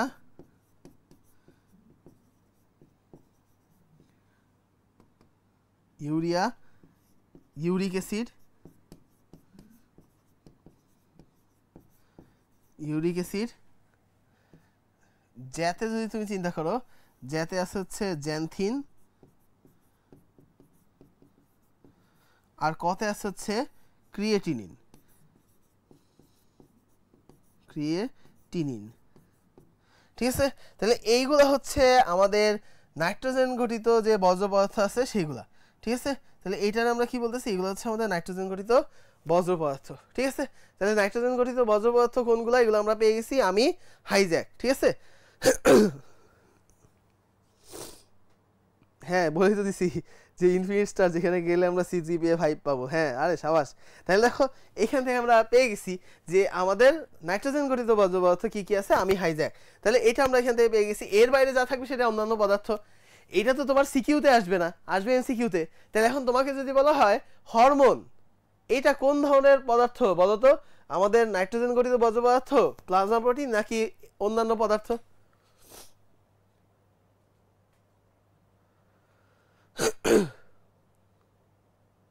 অন্যান্য পদার্থের মধ্যে পড়বে। এখন মজার ব্যাপার হচ্ছে হরমোন, এনজাইম এগুলো সব হচ্ছে অন্যান্য পদার্থের মধ্যে পড়বে। সঞ্চিত পদার্থ আছে যেগুলা, যেমন কার্বোহাইড্রেট, প্রোটিন, লিপিড, এগুলো সব ওইখানে যাবে। কিন্তু কখনো পরীক্ষায় আসে দেখছো যে রক্তের অন্যান্য পদার্থ কি কি, এরকম ভাবে আসে না। সেই জন্য মনে রাখবা প্লাজমা প্রোটিন আর নাইট্রোজেন গঠিত বর্জ্য পদার্থ এগুলো মনে রাখলেই আমাদের এখানে হয়ে যাবে। আর ওইগুলো কি সেটা তো আমরা বুঝেই ফেলছি। তাহলে এখন আসো এইটাই যদি আমরা হচ্ছে, আমরা জাস্ট হচ্ছে এখানে এই যে দুইটা জিনিস মাথায় রাখতে হবে, ঠিক আছে। আমি হাইজ্যাক, সিজিপিএ 5, ফালতু আম। এই জিনিসগুলো আমাদের এখান থেকে খুবই ইম্পর্টেন্ট। সরি, চলে আসো আমাদের এখানে আদিব কোশ্চেন করছে যে হাইপোজ্যান্থিনের জন্য কি হলুদ কালার হয়? না না, হাইপোজ্যান্থিনের জন্য হলুদ কালার হয় না। হলুদ কালার হয় হচ্ছে বিলিরুবিনের কারণে, ঠিক আছে। চলে আসো আমাদের এইখান থেকে চলে আসি আমাদের এখানে যদি চলে আসি আমাদের এই যে দেখো, তাহলে এই কুইজটার ক্ষেত্রে দেখো বরিশাল বোর্ড 21-এ আসছে। আমাদের এইখান থেকে কুইজের অ্যান্সার তোমরা দিবা, মানুষের রক্তে প্লাজমা প্রোটিন কোনটি। এখন প্লাজমা প্রোটিন অপশনে ফাইব্রিনোজেন, কোলাজেন, গ্লোবিউলিন আছে। এখন তোমার কাজ হচ্ছে তোমার অ্যান্সার দেওয়া, তোমরা নিজের অ্যান্সার দিবা। এইখানে যদি চলে আসি আমরা, আমি হচ্ছে কুইজ দিয়ে দিচ্ছি।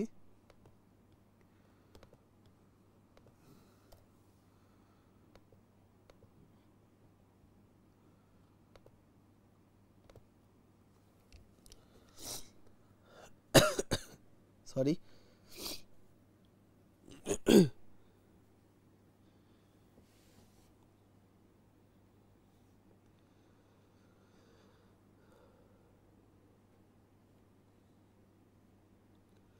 হ্যাঁ, তাহলে এটা আমরা এখান থেকে পেয়ে গেছি। উড়াদুরা অ্যান্সার দিয়ে উড়াই ফেলছো, এরপর উড়াই আবার হচ্ছে লালও করে ফেলছো, পুরা রক্তাক্ত করে ফেলছো পুরা ইয়েটারে।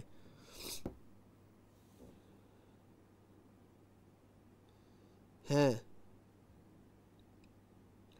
ওকে, ভেরি গুড। তাহলে দেখো এই যে আমরা এখান থেকে দেখে ফেললাম, আমাদের কুইজটাকে অফ করে দিই।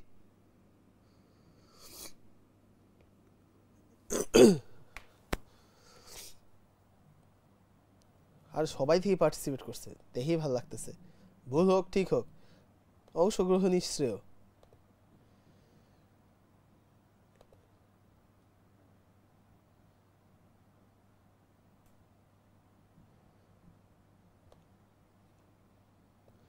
তাহিয়া জিজ্ঞেস করতেছে আমরা এইচএসসি 25 মডিউল 4 কিভাবে হইলাম।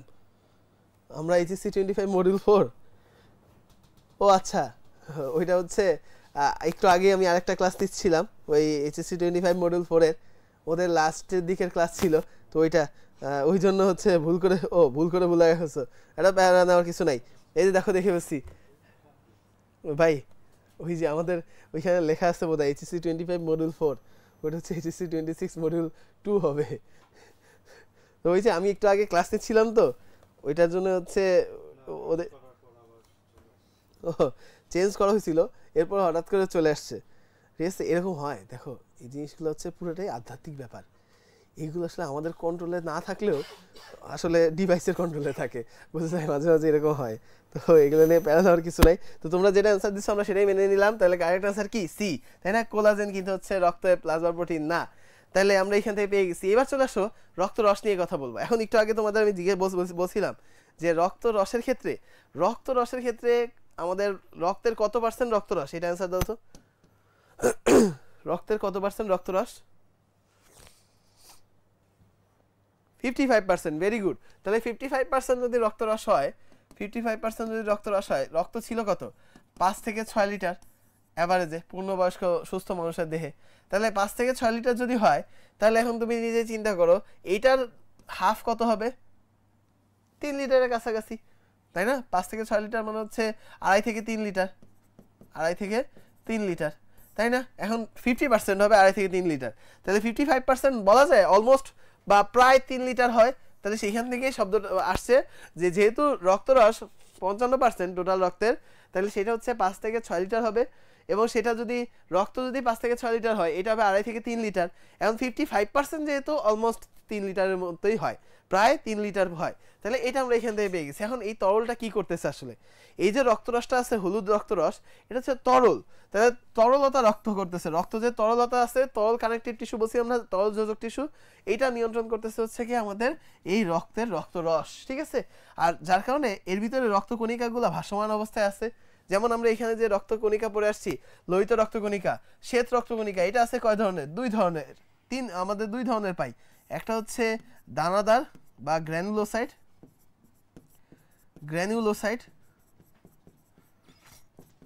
আর আছে হচ্ছে অদানাদার বা অ্যাগ্রানুলোসাইট।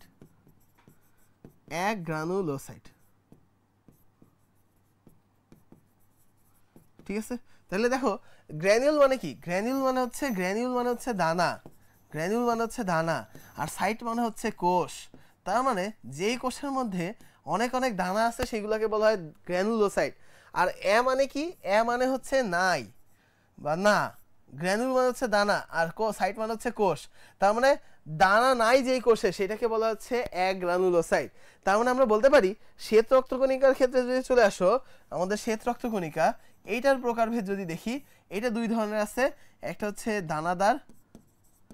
দানাদার, যেটাকে আমরা বলতেছি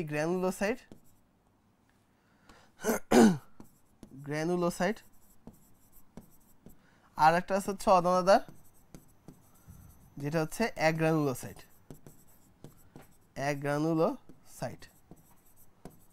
ঠিক আছে, তাহলে গ্র্যানুলোসাইট যেটা দানাদার বলছি, তার মানে এটা হচ্ছে দানা দিয়ে কি করবে? এই যে লোহিত রক্তকণিকা, শ্বেত রক্তকণিকা আছে, এটা হচ্ছে দানায় পূর্ণ থাকবে।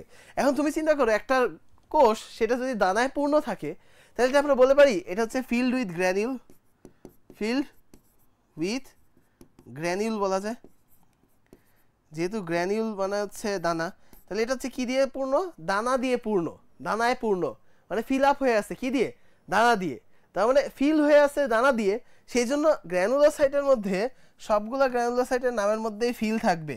একটা হচ্ছে ইউসিনোফিল, ইউসিনোফিল, একটা হচ্ছে বেজোফিল, বেজোফিল, আর একটা হচ্ছে নিউট্রোফিল, নিউট্রোফিল, ঠিক আছে, নিউট্রোফিল। তাহলে ইউসিনোফিল, বেজোফিল, নিউট্রোফিল, এই তিনটে হচ্ছে দানাদার, ঠিক আছে। আর অদানাদারের মধ্যে কি আছে, অ্যাগ্রানুলোসাইট অদানাদার, যেটা বাকি যে দুইটা আছে এরাও দুই ধরনের, এরা হচ্ছে মনোসাইট, মনোসাইট, আর হচ্ছে লিম্ফোসাইট, লিম্ফোসাইট, ঠিক আছে। তাহলে এই দুই ধরনের হয়, ক্লিয়ার। তাহলে এইখান থেকে আমরা পেয়ে গেছি যে শ্বেত রক্তকণিকা আসলে দুই ধরনের পাইছি, আমরা একটা দানাদার আর অদানাদার। দানাদারের মধ্যে আমরা পাইছি দানায় পূর্ণ বা ফিল উইথ গ্র্যানিউল থাকে, সেই ফিলটাই এর মধ্যে পাবো আর কি, ইউসিনোফিল, বেজোফিল, নিউট্রোফিল, ঠিক আছে।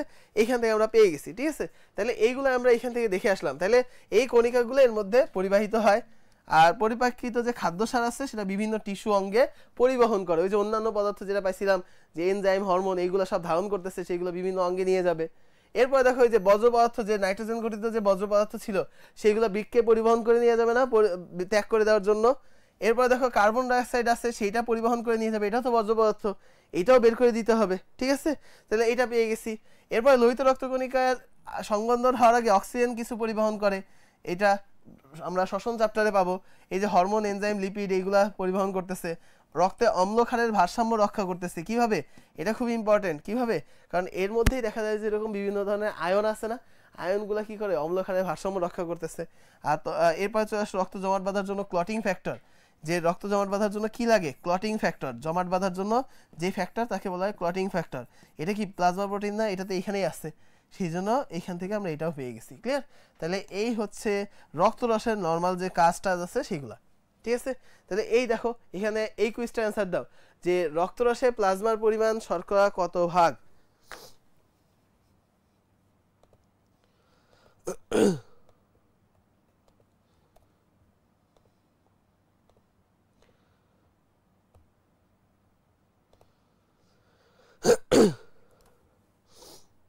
রক্তরসে প্লাজমার পরিমাণ কত ভাগ?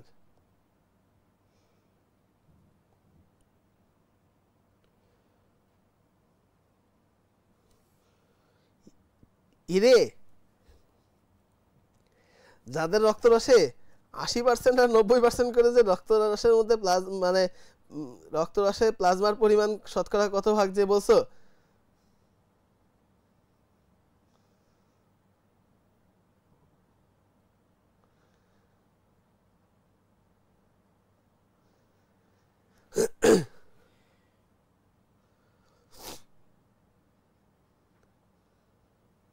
এখানে তোমরা অনেকেই অনেক অ্যান্সার দিছো।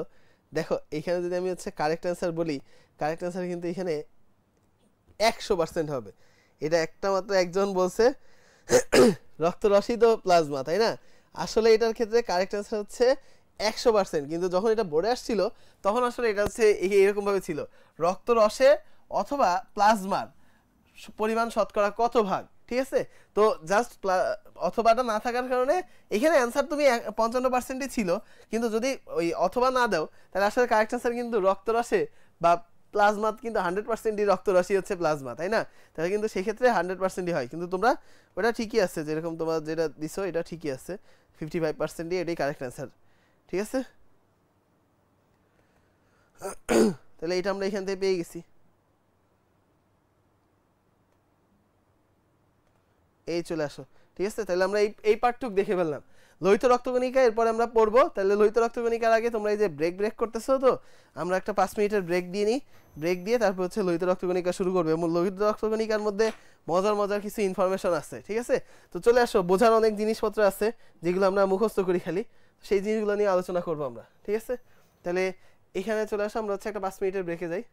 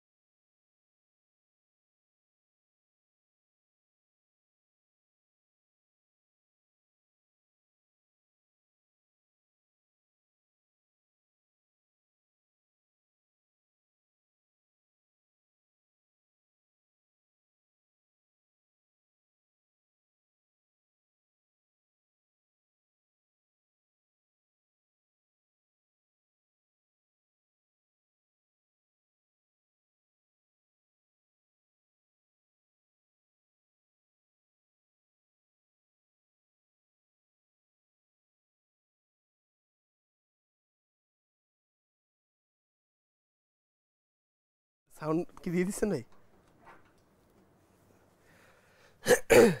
চলে আসো।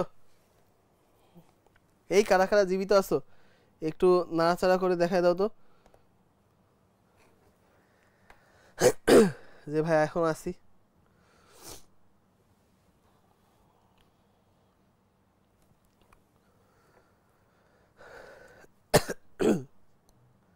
আহারে অনেকে জীবিত নাই, দেখেই খারাপ লাগতেছে।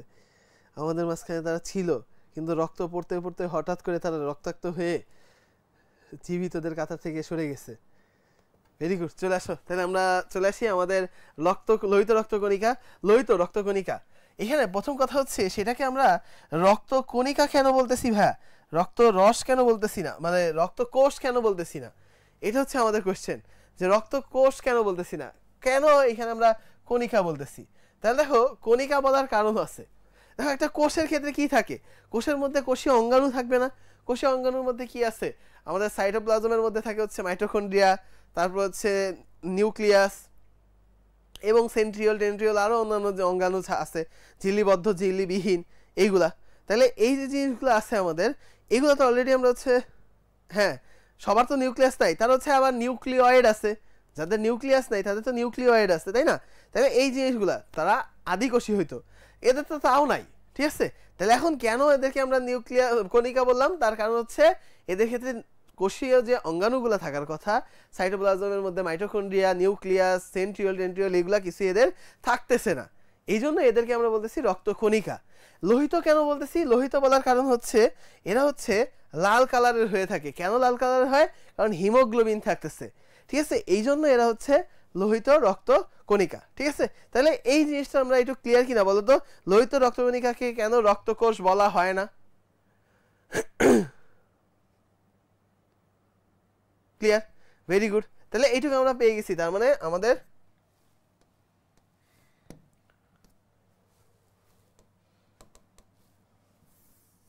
তাহলে আমরা এখান থেকে পেয়ে গেছি যে রক্তকণিকার কারণ কি, কারণ এখানে কোনো আমাদের কি নাই, এখানে আমাদের কোনো হচ্ছে কোষীয় অঙ্গাণু নাই, অঙ্গাণু নাই। এখন আমরা কোশ্চেন করতে করতে যাব, ঠিক আছে? কোষীয় অঙ্গাণু নাই, কোনটা নাই বললাম? আমরা বললাম হচ্ছে এখানে নিউক্লিয়াস নাই, নিউক্লিয়াস নাই, নিউক্লিয়াস নাই। এখন কোশ্চেন হচ্ছে কেন নাই, নিউক্লিয়াসটা কেন নাই, ঠিক আছে? ঠিক আছে, হ্যাঁ ডাব্লিউবিসিতে আবার নিউক্লিয়াস আছে, কিন্তু অন্যান্য কোষীয় অঙ্গাণুগুলা নাই, ঠিক আছে? এই জিনিসগুলো মানে ওদের ক্ষেত্রে সবগুলোর ক্ষেত্রেই দেখা যায় যে এরকম সবগুলোর ক্ষেত্রে তোমার কোষীয় অঙ্গাণুগুলো সব কিছু থাকে না, ঠিক আছে? তাহলে এখন চলে আসো, আমাদের এদের ক্ষেত্রে নিউক্লিয়াস নাই। এখন কোশ্চেন হচ্ছে কেন নাই, ওয়াই? আমরা কোশ্চেন করতে করতে এগুলোর অ্যান্সার শিখবো। দেখো আমাদের লোহিত রক্তকণিকা যদি তুমি চিন্তা করো, লোহিত রক্তকণিকা এইটা আকৃতি যদি তুমি দেখো, এটা হচ্ছে এই রকম হয়, দ্বি অবতল ধরনের আকৃতি, ঠিক আছে? ওরা বাদামের মতো, অথবা অ্যালপেন লিবে চকলেট খাইতে আমরা ছোটবেলায়, আমরা অ্যালপেন লিবে চকলেটের যেরকম মাঝখানটা হচ্ছে কি হয়, এই ডাবা থাকে একটু, এইরকম ডেবে থাকে, ঠিক আছে? দ্বি অবতল আকৃতির, এরকম দ্বি অবতল আকৃতির, দ্বি অবতল। এই দ্বি অবতল আকৃতির জন্য এরা কি হয়, এরা হচ্ছে দ্বি অবতল আকৃতির হয়ে থাকে। এখন কোশ্চেন হচ্ছে আবার যে ভাইয়া দ্বি অবতল, ওয়াই দ্বি অবতল? আমরা সব খালি হচ্ছে কোশ্চেন করব যে কেন কেন কেন কেন এত কোশ্চেন করব কেন, সেটাও একটা কোশ্চেন, যে আসলে আমাদের জানতে হবে যে এরা দ্বি অবতল কেন। দ্বি অবতল হওয়ার আগে এরা যদি তুমি চিন্তা করো, লোহিত রক্তকণিকা যখন ছোট ছিল সে এক করুণ ইতিহাস, বুঝছো? লোহিত রক্তকণিকা যখন কেবল জন্মাইছে, ছোট্ট শিশু, সেই সময় লোহিত রক্তকণিকা অনেক কিউট ছিল, গোলগাল ছিল, এইরকম লোহিত রক্তকণিকা তখন এইরকম গোলগাল ছিল, কিউট, ঠিক আছে? তখন তার মধ্যে নিজের মধ্যে সে মনে প্রাণে নিউক্লিয়াস ধারণ করত, তার মানে এর মধ্যে তখন কি ছিল, নিউক্লিয়াস ছিল, এটার নাম কি, নিউক্লিয়াস, ঠিক আছে? এই যে নিউক্লিয়াসটা ছিল সেই সময় এই লোহিত রক্তকণিকাটাকে কি বলা হয়তো, এরাইথ্রোব্লাস্ট, কারণ বাচ্চা অবস্থা তার, ইরাইথ্রোব্লাস্ট, কারণ ইরাইথ্রো শব্দের অর্থ হচ্ছে লোহিত, লাল, আর ব্লাস্ট হচ্ছে বাচ্চা দশা, ঠিক আছে? তার মানে তখন ছোট্টবেলায় তারা বলছে সিফাত ভাইয়ের মতো, নাউজুবিল্লাহ, গোলগাল সেটা ঠিক আছে, মেনে নিলাম। তাহলে দেখো এখানে দেখো আমাদের এই যে নিউক্লিয়াসটা তখনও ছিল, তখন ছোট্ট কিউট গোলগাল ছিল। যখন আস্তে আস্তে সে বড় হইলো, ইরাইথ্রোব্লাস্ট থেকে সে যখন ইরাইথ্রোসাইটে রূপান্তরিত হইল, ইরাইথ্রোসাইটে রূপান্তরিত হয়েছে মাঝখানে কিছু ধাপ পার করে, তখন তার কি হয়েছে, সে তখন উপলব্ধি করতে পারছে যে আমাদের নিজের জন্য বেঁচে থাকাটা আসলেই আমাদের সার্থকতা না, আমাদের অন্যের কথা চিন্তা করতে হবে, অন্যের উপকারে আসতে হবে নিজের লাইফটাকে। ছোট্ট একটা লাইফ, তুমি যখন অন্যের উপকারে আসবা তখন তোমাকে সবাই মনে রাখবে, তুমি তোমার কাজের মাধ্যমে মনে থাকবা মানুষের মনে।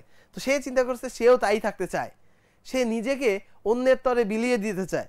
আর সেই জন্য সে কি করছে, সে চিন্তা করলো তার কাজ হচ্ছে কি করা, হিমোগ্লোবিন ধারণ করা। কারণ লোহিত রক্তকণিকার মধ্যে এই যে নিউক্লিয়াসটা আছে, নিউক্লিয়াস ছাড়াও আর কি থাকবে, নিউক্লিয়াস ছাড়াও থাকবে হচ্ছে এখানে হিমোগ্লোবিন ধারণ করবে সে। হিমোগ্লোবিন, হিমোগ্লোবিন কেন ধারণ করবে, কারণ হিমোগ্লোবিন অক্সিজেন পরিবহন করে করে কোষে নিয়ে যাবে ফেরিওয়ালার মতো। এই অক্সিজেন লাগবে, অক্সিজেন যে বলবে যে হ্যাঁ আমার কোষে লাগবে তাকে অক্সিজেন দিয়ে দিবে। এইভাবে লোহিত রক্তকণিকা হিমোগ্লোবিন দিয়ে অক্সিজেন পরিবহন করায় করায় সারা দেহের অক্সিজেন সরবরাহ করে, যাতে শক্তি পায় অন্যান্য কোষ, অক্সিজেন দিয়ে পোড়ায় নিজেদের শক্তি অর্জন করতে পারে। তো লোহিত রক্তকণিকার মধ্যে এই হিমোগ্লোবিনটা কম ছিল তখন ছোট্ট অবস্থায়, কারণ নিউক্লিয়াসই তো অনেক জায়গায় দখল করে ফেলে। তখন তার মনে হয়েছে যে না, আমি আমার নিজের নিউক্লিয়াস ত্যাগ করব, সমস্যা নাই বেশি পরিমাণে হিমোগ্লোবিন ধারণ করার জন্য। তাই সে কি করলো, তখন তার নিজের এই যে লোহিত রক্তকণিকার এই যে দুই প্রান্ত দিয়ে সুন্দর করে টুক করে চাপ দিল, চাপ দিছে, ফুস করে এইখান থেকে এই নিউক্লিয়াসটা বের হয়ে গেছে, ঠিক আছে, রক্তে বের হয়ে যায়, পরবর্তীতে সেটা মানে বিভাগ হয়ে গেছে, ঠিক আছে। তাহলে এই যে যখন দুই দিক দিয়ে উপর নিচ দিয়ে যখন চাপ দিছে তখন নিউক্লিয়াসটা বের হয়ে গেছে না, তাহলে তখন এই লোহিত রক্তকণিকা এই যে উপর নিচে যে বেঁকাই গেছে, বেঁকাই রয়ে গেছে। তাহলে এইবার চিন্তা করো তার দ্বিঅবতার আকৃতি হয়ে গেল। এখন কোষের মধ্যে নিউক্লিয়াস নাই, তার মানে নিউক্লিয়াসের যে জায়গাটা ছিল সেই জায়গায় হিমোগ্লোবিন থাকতে পারবে না। তাহলে এখন এই যে এখানে অনেক বেশি হিমোগ্লোবিন থাকতে পারতেছে, তার মানে হিমোগ্লোবিনের পরিমাণ বাড়ানোর জন্য সে নিউক্লিয়াসটাকে কোষের ভিতর থেকে বের করে দিছে। তাহলে এই যে কোষের মধ্যে যে নিউক্লিয়াসটা ছিল এটা বের হয়ে গেছে না, এই প্রক্রিয়াটাকে বলা হয় এক্সোসাইটোসিস। সাইটোসিস, সিস মানে হচ্ছে প্রক্রিয়া, সাইট মানে কোষ, এক্সো মানে বাইরে, তার মানে কোষের বাইরে যাওয়ার প্রক্রিয়াটাকে বলা হচ্ছে এক্সোসাইটোসিস, ঠিক আছে। ব্লাস্ট মানে হচ্ছে বাচ্চা দশা বা অপরিণত দশা, ঠিক আছে, আমি ব দিয়ে ব্লাস্ট, ব দিয়ে বাচ্চা বলি, অপরিণত অবস্থা, ঠিক আছে। তাহলে এইভাবে হচ্ছে সে দ্বিঅবতাল আকৃতি ধারণ করতেছে, ঠিক আছে। তাহলে দ্বিঅবতাল আকৃতি কেন ধারণ করছে, তার কারণ হচ্ছে হিমোগ্লোবিনের পরিমাণ বাড়াইতে হবে, সেই জন্য হিমোগ্লোবিন বেশি ধারণ করতে হবে। কেন, যত বেশি হিমোগ্লোবিন ধারণ করবে, কেন হিমোগ্লোবিন বেশি ধারণ করতে হবে, কারণ অক্সিজেন বেশি পরিবহন করতে হবে সেই জন্য, ঠিক আছে। তাহলে অক্সিজেন কেন বেশি পরিবহন করতে হবে, তার কারণ হচ্ছে শক্তি বেশি উৎপন্ন করা লাগবে সেই জন্য। এখন কোশ্চেন হচ্ছে তাহলে শক্তি বেশি কেন লাগতেছে, কারণ আমাদের নর্মাল কার্যক্রম চালানোর জন্য, ঠিক আছে, কার্যক্রম চালানোর জন্য। এটুক পেয়ে গেছি। এই যে আমরা কোশ্চেন করতে করতে করতে চেইনের মধ্যে এসে পেয়ে গেলাম যে কেন দ্বিঅবতাল হচ্ছে, কেন এর মধ্যে নিউক্লিয়াস নাই, কেন এদের কোষীয় অঙ্গাণু নাই, এটা পেয়ে গেছি। এখন নিউক্লিয়াস নাই একটা পেলাম, আর একটা হচ্ছে কি এদের ক্ষেত্রে মাইটোকন্ড্রিয়াও থাকে না, মাইটোকন্ড্রিয়াও থাকে না, মাইটোকন্ড্রিয়া নাই। এখন কোশ্চেন হচ্ছে কেন নাই, মাইটোকন্ড্রিয়া কেন নাই, খেয়াল করে দেখো মাইটোকন্ড্রিয়ার কাজ কি। মাইটোকন্ড্রিয়ার কাজ বলে একটা জিনিসই মাথায় আসবে, সেটা হচ্ছে শক্তি উৎপন্ন করা। এর হচ্ছে শক্তি উৎপন্ন করে, মাইটোকন্ড্রিয়া কি করে, শক্তি উৎপন্ন করে, শক্তি ঘর হিসেবে কাজ করে। এখন সে শক্তি উৎপন্ন করে কি দিয়ে, অক্সিজেন দ্বারা জারিত হয়ে, অক্সিজেন দ্বারা জারিত হয়ে এইখানে শক্তি উৎপন্ন হয়। তার মানে মাইটোকন্ড্রিয়ার কাজ হচ্ছে অক্সিজেনকে কাজে লাগায় শক্তি উৎপন্ন করা। এখন লোহিত রক্তকণিকার কাজ কি, অক্সিজেন পরিবহন করে কোষে কোষে পৌঁছায় দেওয়া। সেই কোষে যে মাইটোকন্ড্রিয়া আছে তারা শক্তি উৎপন্ন করে শক্তি পাবে। এখন সেই কোষে হিমোগ্লোবিন দিয়ে অক্সিজেন পৌঁছাবে লোহিত রক্তকণিকা, কিন্তু লোহিত রক্তকণিকার মধ্যেই যদি মাইটোকন্ড্রিয়া থাকে তাহলে হিমোগ্লোবিন কি অক্সিজেন নিয়ে ফেরিওয়ালার হয়ে যেতে পারবে?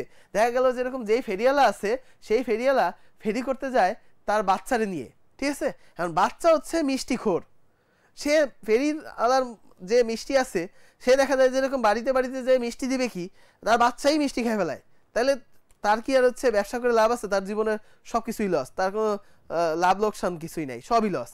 কারণ সে যা মিষ্টি বানায় বাড়িতে বাড়িতে নিয়ে যাওয়ার আগে তার বাচ্চাই খেয়ে ফেলায়, ঠিক আছে?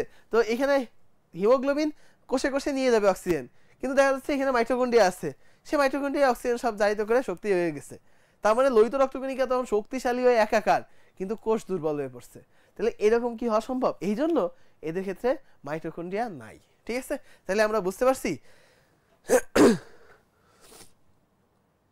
বুঝছে যে পরিমাণ জায়গা নিউক্লিয়াস দখল করছিল সেই পরিমাণ জায়গা তো ডেবে গেছে, হিমোগ্লোবিন বাড়তির জায়গা পাইছে কিভাবে? খেয়াল করে দেখো তো, আগে গোল ছিল, গোল থাকার কারণে যে জিনিসটা হয়েছে এখানে যখন চাপ খাইছে তখন চওড়া এদিকে বেড়ে গেছে না? তুমি চিন্তা করতেছো যে এইটুকু অংশ ডেবে গেছে, কিন্তু এই অংশটা চওড়ায় তো বেড়ে গেছে, ঠিক আছে? হিমোগ্লোবিন ধারণ ক্ষমতা বেড়ে যায়, বুঝে গেছে? হ্যাঁ, এত ত্যাগী সন্ন্যাসী, ঠিক আছে? এইরকম হইতে হবে আমাদের, বি লাইক ইরাইথ্রোসাইট, নিজেদের ত্যাগ করতে শিখতে হবে, ঠিক আছে? তার কারণ কি, ওই যে আমরা শুনছো না, ভোগে নয় ত্যাগেই প্রকৃত সুখ, ঠিক আছে? তো সেইটা হচ্ছে লোহিত রক্তকণিকা প্রমাণ করছে নিজের মাধ্যমে। তাহলে এটা আমরা এখান থেকে পেয়ে গেছি। এই যে অনেক কিছু আমরা এই ফাঁকা স্লাইডে পড়ে ফেলছি, এই জিনিসগুলোই এখন আমরা হচ্ছে এইদিকে যে দেখবো। দেখো এই যে এটা উৎপত্তি লাভ করতেছে কিভাবে, আমাদের লোহিত রক্তকণিকা আসে হচ্ছে ইরাইথ্রো লাল অস্থিমজ্জার হেমাটোপয়েটিক স্টেম কোষ।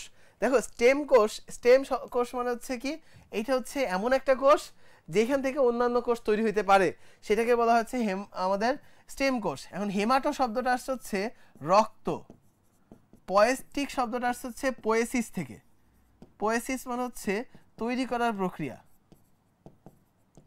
তৈরির প্রক্রিয়া, জেনেসিস পোয়েসিস মানে হচ্ছে তৈরি করার প্রক্রিয়া। তার মানে রক্ত তৈরি করার যে প্রক্রিয়ার, যে রক্ত তৈরি করার জন্য যে স্টেম কোষ আছে সেটা কোথায় আছে? অস্থিমজ্জায়। তার মানে এই যে আমাদের অস্থি, দেখো এই যে অস্থির মধ্যে লাল অস্থিমজ্জা আছে আর হলুদ অস্থিমজ্জা আছে। হলুদ অস্থিমজ্জা কোনটা? ওই যে আমরা নল্লি খাই না, এইরকম এরকম এরকম করে বাড়ি দিয়ে। তাহলে এই জিনিসটার জন্য এখানে কি এই লোহিত রক্তকণিকার ক্ষেত্রে এই তৈরি হবে হচ্ছে ওই নল্লির, আমরা তো খাই হচ্ছে হলুদটা, কারণ ওইখানে অনেক বেশি ফ্যাট থাকে, এই জন্য নল্লি খাওয়া কিন্তু স্বাস্থ্যের জন্য অনেক ক্ষতিকর। কিন্তু ওর এছাড়াও তুমি যখন হাড্ডি টাড্ডি চাবাও দেখবা খয়েরি বা লাল টাইপের কিছু হচ্ছে ভিতরে মজ্জা থাকে, সেটা হচ্ছে লাল অস্থিমজ্জা থেকে আমাদের লোহিত রক্তকণিকা আসে, এবং সেটা বাচ্চা দশায় থাকে বলা হয় ইরাইথ্রোব্লাস্ট, আমরা আগেই বলে ফেলছি। এরপর সে হচ্ছে ইরাইথ্রোসাইট হয়, এই যে এইভাবে ইরাইথ্রোসাইট হয়ে যাচ্ছে, ঠিক আছে? এই হচ্ছে আমাদের এখান থেকে পেয়ে গেছি যে লোহিত রক্তকণিকার অস্থিমজ্জা, সেইখান থেকে হচ্ছে হেমাটোপয়েটিক স্টেম সেল, যেটা হেমাটোপয়েটিক স্টেম কোষ, সেইখান থেকে ইরাইথ্রোব্লাস্ট, ইরাইথ্রোসাইট এইভাবে তৈরি হচ্ছে, ঠিক আছে? আরবিসি, হ্যাঁ একটি আরবিসির আত্মকাহিনী। আরবিসি বৃদ্ধির দরকার কি ছিল? আরবিসি বৃদ্ধির দরকার হচ্ছে কারণ আরবিসি 120 দিন পর পর নষ্ট হয়ে যায়, ঠিক আছে? ধ্বংস হয়ে যায়। তাহলে এইটা আমরা এখান থেকে পেয়ে গেছি, এটুকু আমরা যে পেয়ে গেলাম। এখন আমাদের এই যে লোহিত লাল অস্থিমজ্জা, এটা কখন কখন ক্ষরণ হবে, মানে এটা কখন কখন এই স্টেম সেলকে সিগন্যাল পাঠাবে যে লোহিত রক্তকণিকা তৈরি করতে হবে, এই জিনিসটা আসলে শুধু লোহিত অস্থিমজ্জা দিয়ে হচ্ছে তা না। আমরা যদি অস্থিমজ্জার হিসাব নিকাশে আসি, আমরা যে জিনিসটা দেখতে পাবো সেটা হচ্ছে আসলে উৎপত্তি, যদি তুমি চিন্তা করো উৎপত্তিটাকে, আমি সবসময় বলি একবারে তুমি মেডিকেলের জন্য একবারে পড়ে ফেলো, সেটা হচ্ছে উৎপত্তিটা দুই ভাগে ভাগ করতে পারি আমরা, ঠিক আছে?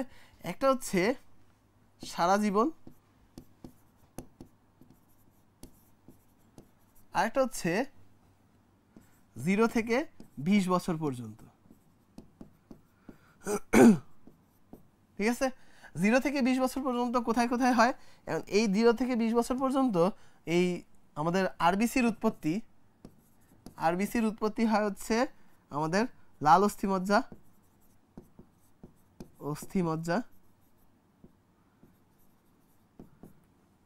আর হচ্ছে যথাপি থেকে। যথাপি মানে হচ্ছে যকৃত, থতে হচ্ছে থাইমাস, আর পিতে হচ্ছে প্লিহা। এই 3 জায়গা থেকে হচ্ছে আমাদের 0 থেকে 20 বছর পর্যন্ত এই সব জায়গা থেকে হচ্ছে লোহিত রক্তকণিকা তৈরি হয়। আর এরপরে 20 বছরের পরে যখন চলে আসে তখন এখানে শুধুমাত্র লাল অস্থিমজ্জা থেকে তৈরি হয়, লাল অস্থিমজ্জা থেকে আমাদের লোহিত রক্তকণিকা তৈরি হয়, ঠিক আছে?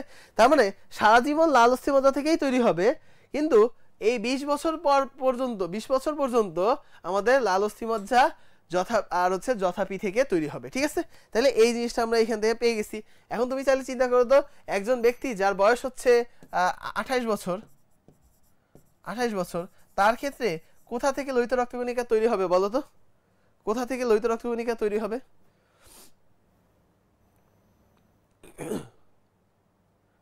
কোথা থেকে লোহিত রক্তকণিকা তৈরি হবে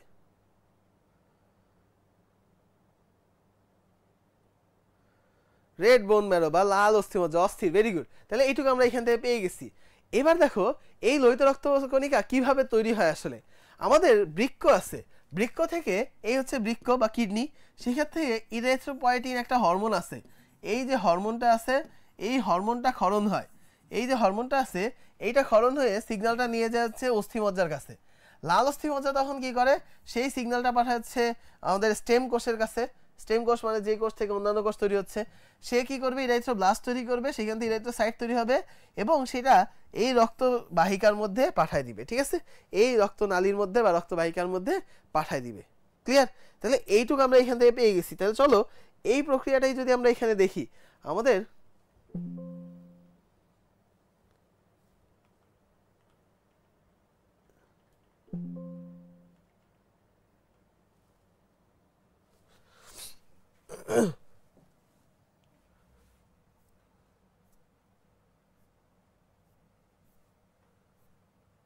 ঠিক আছে তাহলে ও এটা না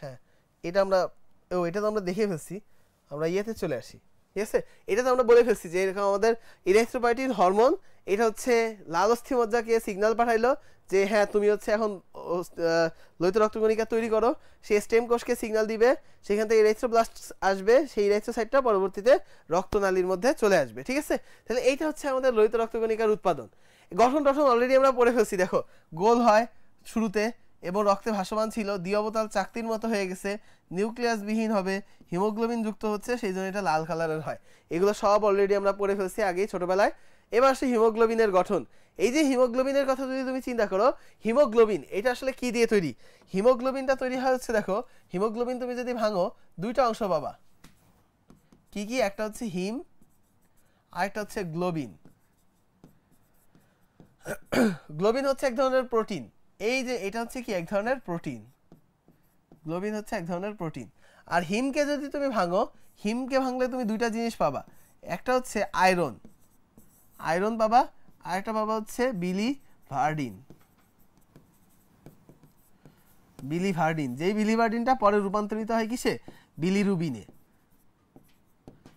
বিলিরুবিনে রূপান্তরিত হয় বিলিভার্ডিনটা কি কালারের হয় এটা হচ্ছে সবুজ কালারের হয় আর বিলিরুবিনটা হয় কি কালারের হলুদ কালারের ঠিক আছে হলুদ কালারের হওয়ার কারণে ওই যে বেশি বিলিরুবিন হয়ে গেলে তখন জন্ডিস হয় ঠিক আছে তাহলে এই যে আমাদের হিমোগ্লোবিনটা হিম আর গ্লোবিন দিয়ে তৈরি হচ্ছে ঠিক আছে আমাদের শরীরে 100 গ্রাম রক্তে যদি তুমি চিন্তা করো 100 গ্রাম রক্তে দেখা যাচ্ছে হিমোগ্লোবিন কতটুকু থাকবে 16 গ্রাম পরিমাণে হিমোগ্লোবিন থাকে কতটুকু থাকে 16 গ্রাম হিমোগ্লোবিন থাকে 100 গ্রাম রক্তে 16 গ্রাম হিমোগ্লোবিন থাকতেছে ঠিক আছে এখন পুরুষদের ক্ষেত্রে আর মহিলাদের ক্ষেত্রে হিমোগ্লোবিনের পরিমাণের আবার একটু তারতম্য আছে ঠিক আছে যেমন নরমাল লেভেল আমরা দেখো না তোমরা একটা রক্ত টেস্ট দেখো রেগুলার একটা খুব কমন একটা টেস্ট হচ্ছে সিবিসি যেটাকে বলা হয় কমপ্লিট ব্লাড কাউন্ট রক্ত নিয়ে রক্তের লোহিত রক্তকণিকা কতটুকু আছে হিমোগ্লোবিন কতটুকু আছে এইসব দেখানো যায় শ্বেত রক্তকণিকার পরিমাণ এগুলো সব দেখা যায় তো এই যে সিবিসিটা আছে এইটার মধ্যে আমরা যদি হিমোগ্লোবিনটা দেখি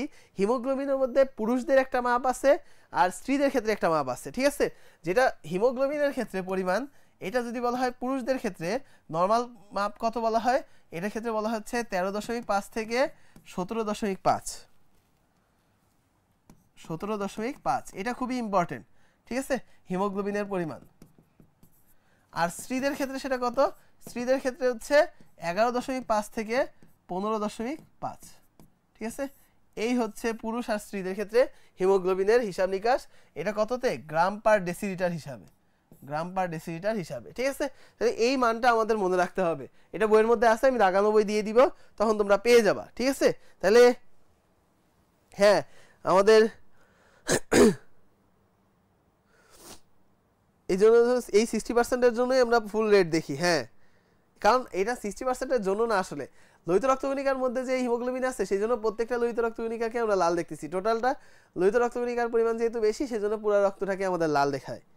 ঠিক আছে, তাহলে এইটা আমরা এখান থেকে পেয়ে গেছি। এখন হিমোগ্লোবিনের গঠন যদি আসো, এইটা তুমি বেশি জানার জন্য, ঠিক আছে, তোমার বইয়ের মধ্যে এটা সম্পর্কে খুব কম বলা আছে, কিন্তু তুমি যখন হচ্ছে অ্যাডমিশন লেভেলে যাবা এটা তোমার লাগবে। দেখো আমাদের এই হিমোগ্লোবিনের ক্ষেত্রে কি থাকে, 4টা চেইন থাকে হিমোগ্লোবিনের গঠনে।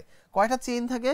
চেইন থাকবে হচ্ছে 4টা, চেইন থাকবে 4টা। এটা হচ্ছে অ্যামিনো অ্যাসিডের চেইন। ঠিক আছে, তাহলে অ্যামিনো অ্যাসিড মানে হিমোগ্লোবিন এক ধরনের প্রোটিন, যে গ্লোবিন প্রোটিন পাচ্ছ না, এইখানে আমাদের 4টা চেইন থাকে। তার মধ্যে চেইন 2 ধরনের হয়, আলফা চেইন আর বিটা চেইন। আলফা চেইন থাকবে হচ্ছে 2টা, বিটা চেইন থাকবে হচ্ছে 2টা। ঠিক আছে, এই যে আমাদের চেইনগুলো আছে প্রত্যেকটা চেইন একটা করে আয়রন ধরে রয়েছে, তার মানে প্রত্যেকটা চেইন একটা করে আয়রন ধরে থাকে। দেখো এই যে একটা বিটা চেইন, এই যে একটা বিটা চেইন, এটা একটা আলফা চেইন, এই একটা আলফা চেইন, প্রত্যেকটা চেইন এই যে দেখো এক একটা করে আয়রন ধরে আছে। ঠিক আছে, প্রত্যেকটা চেইনের এক একটা হাত আছে যেটা আয়রন ধরে থাকে। এখন আয়রনের আবার হাত আছে, সে 2টা করে অক্সিজেন ধরে রাখে। ঠিক আছে, প্রত্যেকটা তার মানে হচ্ছে আয়রন 2টা করে অক্সিজেন ধরে রাখতেছে। ঠিক আছে, তাহলে এইটা হচ্ছে আমরা এখান থেকে পেয়ে গেছি যে আমাদের এখানে আয়রনগুলা অক্সিজেন ধারণ করে। ক্লিয়ার? তাহলে এই হচ্ছে আমাদের এখানকার যে হিমোগ্লোবিনের গঠন। তাহলে হিমোগ্লোবিনের গঠনে আমরা পড়ছি কি 4টা চেইন দিয়ে তৈরি হয়, একটা আলফা চেইন, একটা বিটা চেইন। এই প্রত্যেকটা চেইন 2টা করে থাকে এবং তাদের হাতে থেকে একটা করে আয়রন থাকে, এবং আয়রনের হাতে কি থাকে? অক্সিজেন। ঠিক আছে, এইভাবেই তারা হচ্ছে পরিবহন করে। এখন এই যে আমাদের আছে এই অক্সিজেনটা যেহেতু পরিবহন করতেছে,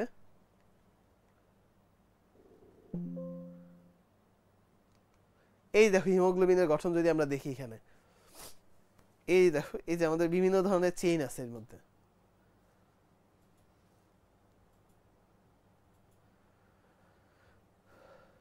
এই যে দেখো এইখানে খেয়াল করে দেখো, এই যে অক্সিজেন এসে যুক্ত হয়, এই যে ছোট ছোট অক্সিজেন যুক্ত হচ্ছে আয়রনের সাথে। ঠিক আছে, এই যে হিমোগ্লোবিন, এই হিমোগ্লোবিনগুলো এই যে অক্সিজেন আবার ছেড়েও দেয়। ঠিক আছে, এই যে 2টা করে ছেড়ে দিচ্ছে অক্সিজেন। ঠিক আছে, এই যে আয়রন, এই যে অক্সিজেনটা চলে যাচ্ছে যখন লোহিত রক্তকণিকার মধ্যে চলে যাচ্ছে। তাহলে দেখো বুঝতে পারলা, এটা হচ্ছে আমাদের এখানকার যে হিমোগ্লোবিনের অক্সিজেন পরিবহনের হিসাব নিকাশ। ক্লিয়ার? তাহলে এইটা আমরা এখান থেকে পেয়ে গেছি। তাহলে এখন দেখো তো এই কোয়েশ্চেন অ্যান্সার দাও, এটা আমাকে চ্যাটে জানাও যে হিমোগ্লোবিনে পাওয়া যায় না নিচের কোনটি? হিমোগ্লোবিনের নিচের কোনটা পাওয়া যায় না, এটা চ্যাটে অ্যান্সার দাও। তাহিয়া অ্যান্সার দিয়ে দিচ্ছে সবার আগে। C C C C C Adib দিচ্ছে সি। এই তোমরা সিসি বলতেছো কেন? আমি তো খারাপ কিছু বলি না এখানে। ভেরি গুড, সি হচ্ছে আমাদের কারেক্ট আনসার। কারণ আমরা কি জানি, এটা লিপিড থাকে না, আয়রন থাকে, প্রোটিন থাকে। কি প্রোটিনটাই হচ্ছে সেই গ্লোবিন, তার মানে এটা হচ্ছে আমাদের কারেক্ট আনসার লিপিড। ঠিক আছে, এবার চলে আসো আমাদের লোহিত রক্তকণিকা, এটা পরিমাণে কতটুকু থাকে। ঠিক আছে, লোহিত রক্তকণিকা বিভিন্ন জায়গায়, এইগুলো হচ্ছে এমসিকিউর জন্য এটা খুবই ইম্পর্টেন্ট, 5 স্টার ইম্পর্টেন্ট। ভ্রূণ দেহে মানে মায়ের পেটে যখন ভ্রূণ অবস্থায় ছিল তখন থাকে 80 থেকে 90 লাখ প্রতি ঘন মিলিলিটার কিউব এরিয়ার মধ্যে, প্রতি ঘন মিলিলিটার এরিয়ার মধ্যে, প্রতি ঘন মিলিলিটার রক্তে থাকতেছে কত? 80 থেকে 90 লাখ। শিশুর দেহে থাকতেছে কত? 60 থেকে 70 লাখ। পূর্ণবয়স্ক পুরুষ দেহে থাকতেছে 50 থেকে 54 লাখ, আর স্ত্রী দেহে থাকতেছে হচ্ছে 44 থেকে 49 লাখ প্রতি ঘন মিলিলিটার রক্তে। তাহলে যদি তোমাদের ক্ষেত্রে খেয়াল করো, তাহলে এখন কথা হচ্ছে ভ্রূণ দেহে প্রতি ঘন মিলিলিটার রক্তে 80 থেকে 90 লাখ থাকতেছে। আস্তে আস্তে যত বয়স হচ্ছে তত এর পরিমাণ কমতেছে। কেন? এটার কারণ যদি তুমি চিন্তা করো, তার কারণ হচ্ছে আমরা জানি যখন 20 বছর পর্যন্ত আমরা চিন্তা করছিলাম, 20 বছর পর্যন্ত কোথা থেকে হয়েছিল, 20 বছর পর্যন্ত আমরা দেখছিলাম যে এই যে দেখো 20 বছর পর্যন্ত কি হয়েছিল, লাল অস্থিমজ্জা, যকৃত, থাইমাস, প্লীহা এইসব জায়গায় হয়েছিল না? তাহলে দেখো আমাদের 20 বছর পর্যন্ত হচ্ছে কি পাইছি, এই যে দেখো শিশু অবস্থা, শিশু 18 বছর না, তো দেখো শিশু অবস্থা পর্যন্ত মান অনেক বেশি ছিল, সেই বেশি এক্সট্রা সাপোর্ট কে দিত? যকৃত, থাইমাস, প্লীহা এই সব জায়গায় সাপোর্ট দিত। ওইখানেই তৈরি হয় রক্ত, ওই জায়গায় আবার রক্ত ধ্বংস হওয়ার পর 120 দিন পর রক্ত ধ্বংস হয়, লোহিত রক্তকণিকা সেগুলো ওইখানেই যায়। ঠিক আছে, এই গঠনটা টার্সিয়ারি না? হ্যাঁ হ্যাঁ, আচ্ছা না, এটা টার্সিয়ারি গঠন। তাহলে দেখো এটা হচ্ছে আমাদের বলতে পারলাম যে 20 বছর পর্যন্ত বেশি হওয়ার কারণে এই পর্যন্ত দেখো লোহিত রক্তকণিকার পরিমাণ অনেক বেশি। এখন কোথা থেকে সাপ্লাই আসতেছে সেটা তো বুঝলাম, কেন 20 বছর পর্যন্ত এত বেশি হচ্ছে? কারণ তুমি চিন্তা করে দেখো, একটা শিশু বা ভ্রূণ দেহে যে ফুসফুস, সেই ফুসফুস কিন্তু অনেক বেশি সুগঠিত না। ফুসফুস যদি এত বেশি সুগঠিত না হয় তাহলে তার যে অক্সিজেন নেওয়ার ক্ষমতা এটা কম, তাহলে অল্প অক্সিজেন নিচ্ছে, সেই সব অক্সিজেন সে তো এমনি অল্প নিচ্ছে, সব অক্সিজেন যতটুকু নিচ্ছে কোনোটুকু ওয়েস্ট হওয়ার সুযোগ আছে না, সব রক্তে পাঠাইতে হবে। রক্তে পাঠানোর জন্য রক্তে থেকে কোষে কোষে পাঠানো লাগবে, সেই জন্য বেশি বেশি লোহিত রক্তকণিকা থাকা লাগবে, কারণ হিমোগ্লোবিন নিয়ে যাবে এটা। তাহলে এই জন্য যেহেতু ফুসফুস একে তো পুরোপুরি সুগঠিত না, দ্বিতীয় কথা হচ্ছে অক্সিজেন কেন লাগতেছে কোষের, কারণ কোষের বৃদ্ধির দরকার আছে। গ্রোথ বেশি কার, একজন ভ্রূণের, শিশুর বা পুরুষের, এদের গ্রোথ বেশি নাকি আমরা যে পূর্ণবয়স্ক হয়ে গেছি আমাদের গ্রোথ বেশি? আমরা কি আগের মতো আরো লম্বা হইতে থাকবো? না। তাহলে সেই ক্ষেত্রে গ্রোথের যে হিসাবটা, তার মধ্যে গ্রোথ একটা ফ্যাক্টর, গ্রোথ বেশি যেহেতু দরকার শিশুদের আর ভ্রূণ দেহে, সেই জন্য ওদের লোহিত রক্তকণিকাও বেশি থাকে। এরপর আবার ফুসফুসের যে হিসাবটা আছে, ফুসফুসেরও একটা কর্মক্ষমতা আছে, সেটা ওদের ক্ষেত্রে যেহেতু কম, এই জন্য ওদের আরও বেশি লোহিত রক্তকণিকা লাগতেছে। তাহলে খেয়াল করে দেখো প্রত্যেকটারই কিন্তু কারণ আছে। তাহলে এখন কথা হচ্ছে ভাই, পূর্ণবয়স্ক পুরুষ আর স্ত্রী দেহের এরকম তারতম্য কেন? কারণ পুরুষের ক্ষেত্রে টেস্টোস্টেরন হরমোন ক্ষরণ হয়।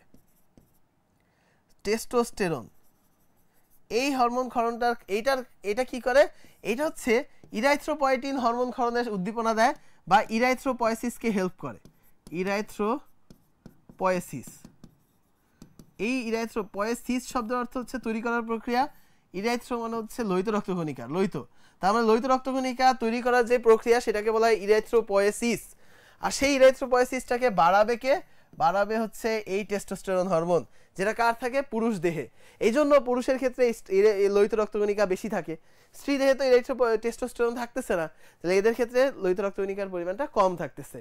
তাহলে পুরাটার ব্যাখ্যা কি বোঝা গেছে কিনা আমাকে একটু জানা হতো যে ভাই ক্লিয়ার কিনা।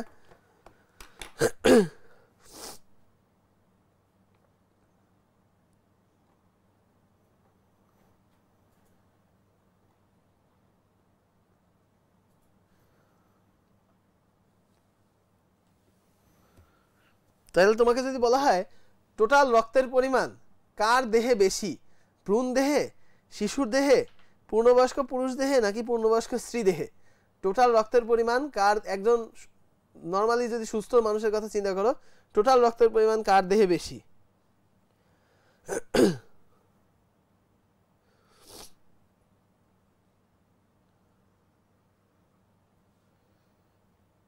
ভ্রূণ দেহে, শিশুর দেহে, পূর্ণবয়স্ক পুরুষ দেহে নাকি স্ত্রী দেহে?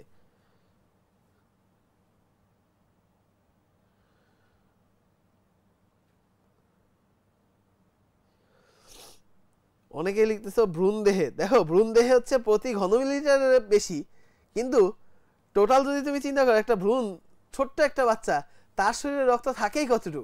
একজন পূর্ণবয়স্ক পুরুষের দেহে রক্ত থাকতেছে অনেক না, তার দেহ বড়, রক্তের পরিমাণ বেশি, ওই ইনিশিয়ালি মনে হবে যে প্রতি ঘনমিলিটার রক্তে অল্প একটু বেশি আসছে, কিন্তু এটা আসলে না, আসলে টোটাল লোহিত রক্তকণিকা বেশি হচ্ছে পূর্ণবয়স্ক পুরুষে। ভেরি গুড, যারা পূর্ণবয়স্ক পুরুষ দেখাইছো তারা ভেরি গুড, তাহলে এটা পেয়ে গেছি।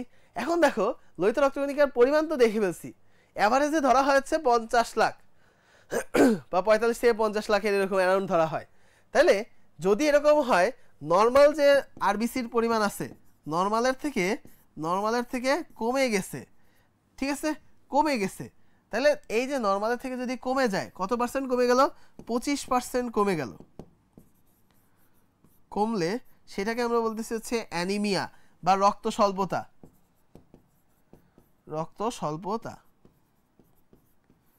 বা রক্ত শূন্যতা।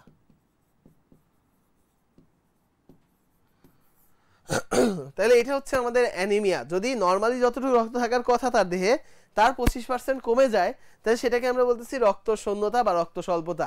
কিন্তু কোনো কারণে যদি তার লোহিত রক্তকণিকার পরিমাণ এইরকম হয় যে 65 লাখের বেশি হয়ে গেছে, থাকার কথা ছিল 50-55 লাখ, কিন্তু 65 লাখের বেশি হয়ে গেছে, তাহলে সেইটাকে আমরা বলতেছি পলিসাইথেমিয়া। পলি মানে হচ্ছে বেশি, সাইট শব্দটা আসছে সাইট থেকে, কোষ থেকে, তার মানে কোষের সংখ্যা যখন অনেক বেশি হয়ে যাচ্ছে তখন সেটাকে বলতেছি পলিসাইথেমিয়া। ক্লিয়ার? তাহলে পলিসাইথেমিয়া কি জিনিস, অ্যানিমিয়া কি জিনিস, এইটুকু আমরা এখান থেকে ক্লিয়ার হয়ে গেছি। সরি, তাহলে চলে আসো আমাদের এইটুক যেহেতু ক্লিয়ার, আমাদের এইবার চলে আসি যে আমাদের ইরাইথ্রোপয়েটিন যে হরমোনটা ক্ষরণ হয়েছিল, এই যে দেখো লোহিত রক্তকণিকা থেকে আমাদের কিডনি থেকে ইরাইথ্রোপয়েটিন ক্ষরণ হয়ে কোষের মধ্যে এই যে অস্থি মজ্জার মধ্যে গেছে, সে কি করছে বেশি বেশি লোহিত রক্তকণিকা প্রোডাকশন করে রক্তবাহিকায় পাঠাই দিছে। এই যে আমাদের কিডনি এইভাবেই কাজ করতেছে। এখন এই যে আমাদের কখন ইরাইথ্রোপয়েটিন বৃদ্ধি পাবে, তার মানে লোহিত রক্তকণিকা কখন বেশি তৈরি হবে, খেয়াল করে দেখো আমাদের রক্তপাত যখন হচ্ছে, তার মানে তোমার কোথাও কেটে গেছে, রক্ত বেরোয় গেছে, সেই রক্তগুলো তৈরি করার দরকার না, তখন আমাদের কিডনি কি করবে, বেশি বেশি ইরাইথ্রোপয়েটিন ক্ষরণ করবে, সেই বেশি বেশি ইরাইথ্রোপয়েটিন এই যে আমাদের এইখানে চলে আসবে, তাই না? এই যে আমাদের বোন ম্যারো যেটা আছে সেটাতে সিগন্যাল দিবে, ইরাইথ্রোব্লাস্ট ইরাইথ্রোসাইট লোহিত রক্তকণিকার মধ্যে চলে আসবে। ঠিক আছে? রক্তপাত বেশি হলে, আমাদের উঁচু স্থানে অবস্থান করলে কেন ইরাইথ্রোপয়েটিন কেন বেশি হওয়া লাগবে, কারণ লোহিত রক্তকণিকা বেশি হচ্ছে, সেই জন্য লোহিত রক্তকণিকা কেন বেশি লাগবে, কারণ অক্সিজেনের অভাব হলে, তুমি মনে রাখবা অক্সিজেনের যদি কমে যায় তাহলে তখন আরবিসি প্রোডাকশন বেড়ে যাবে। কারণ আরবিসি প্রোডাকশন কেন বাড়বে, তার কারণ হচ্ছে মনে করবে যে এরকম অক্সিজেন যেহেতু কম, তার মানে হিমোগ্লোবিন ঠিক মতো নিয়ে আসতে পারতেছে না, তাহলে হিমোগ্লোবিন নিয়ে আসতে না পারলে তার শরীরে লোহিত রক্তকণিকা মনে করবে, ব্রেন মনে করবে যে অক্সিজেন যেহেতু কম তার মানে লোহিত রক্তকণিকার দোষ, লোহিত রক্তকণিকা নাই যেহেতু সেই জন্য তো হচ্ছে না। তাহলে এখানে যেটা হচ্ছে, উঁচু স্থানে যখন তুমি যাবা তখন আসলে উঁচু স্থানে পরিবেশের মধ্যে অক্সিজেন থাকেই কম, তো তুমি যতই শ্বাস নাও না কেন বেশি অক্সিজেন পাবা না, কিন্তু ব্রেন সেটা বুঝবে না, ব্রেন মনে করবে তোমার শরীরে লোহিত রক্তকণিকা ঠিক মতো নাই, অল্প আছে, তখন সে কি করবে, বেশি বেশি লোহিত রক্তকণিকা মানে লোহিত রক্তকণিকা তৈরি করবে, এই জন্য ইরাইথ্রোপয়েটিন বেশি ক্ষরণ করবে, সে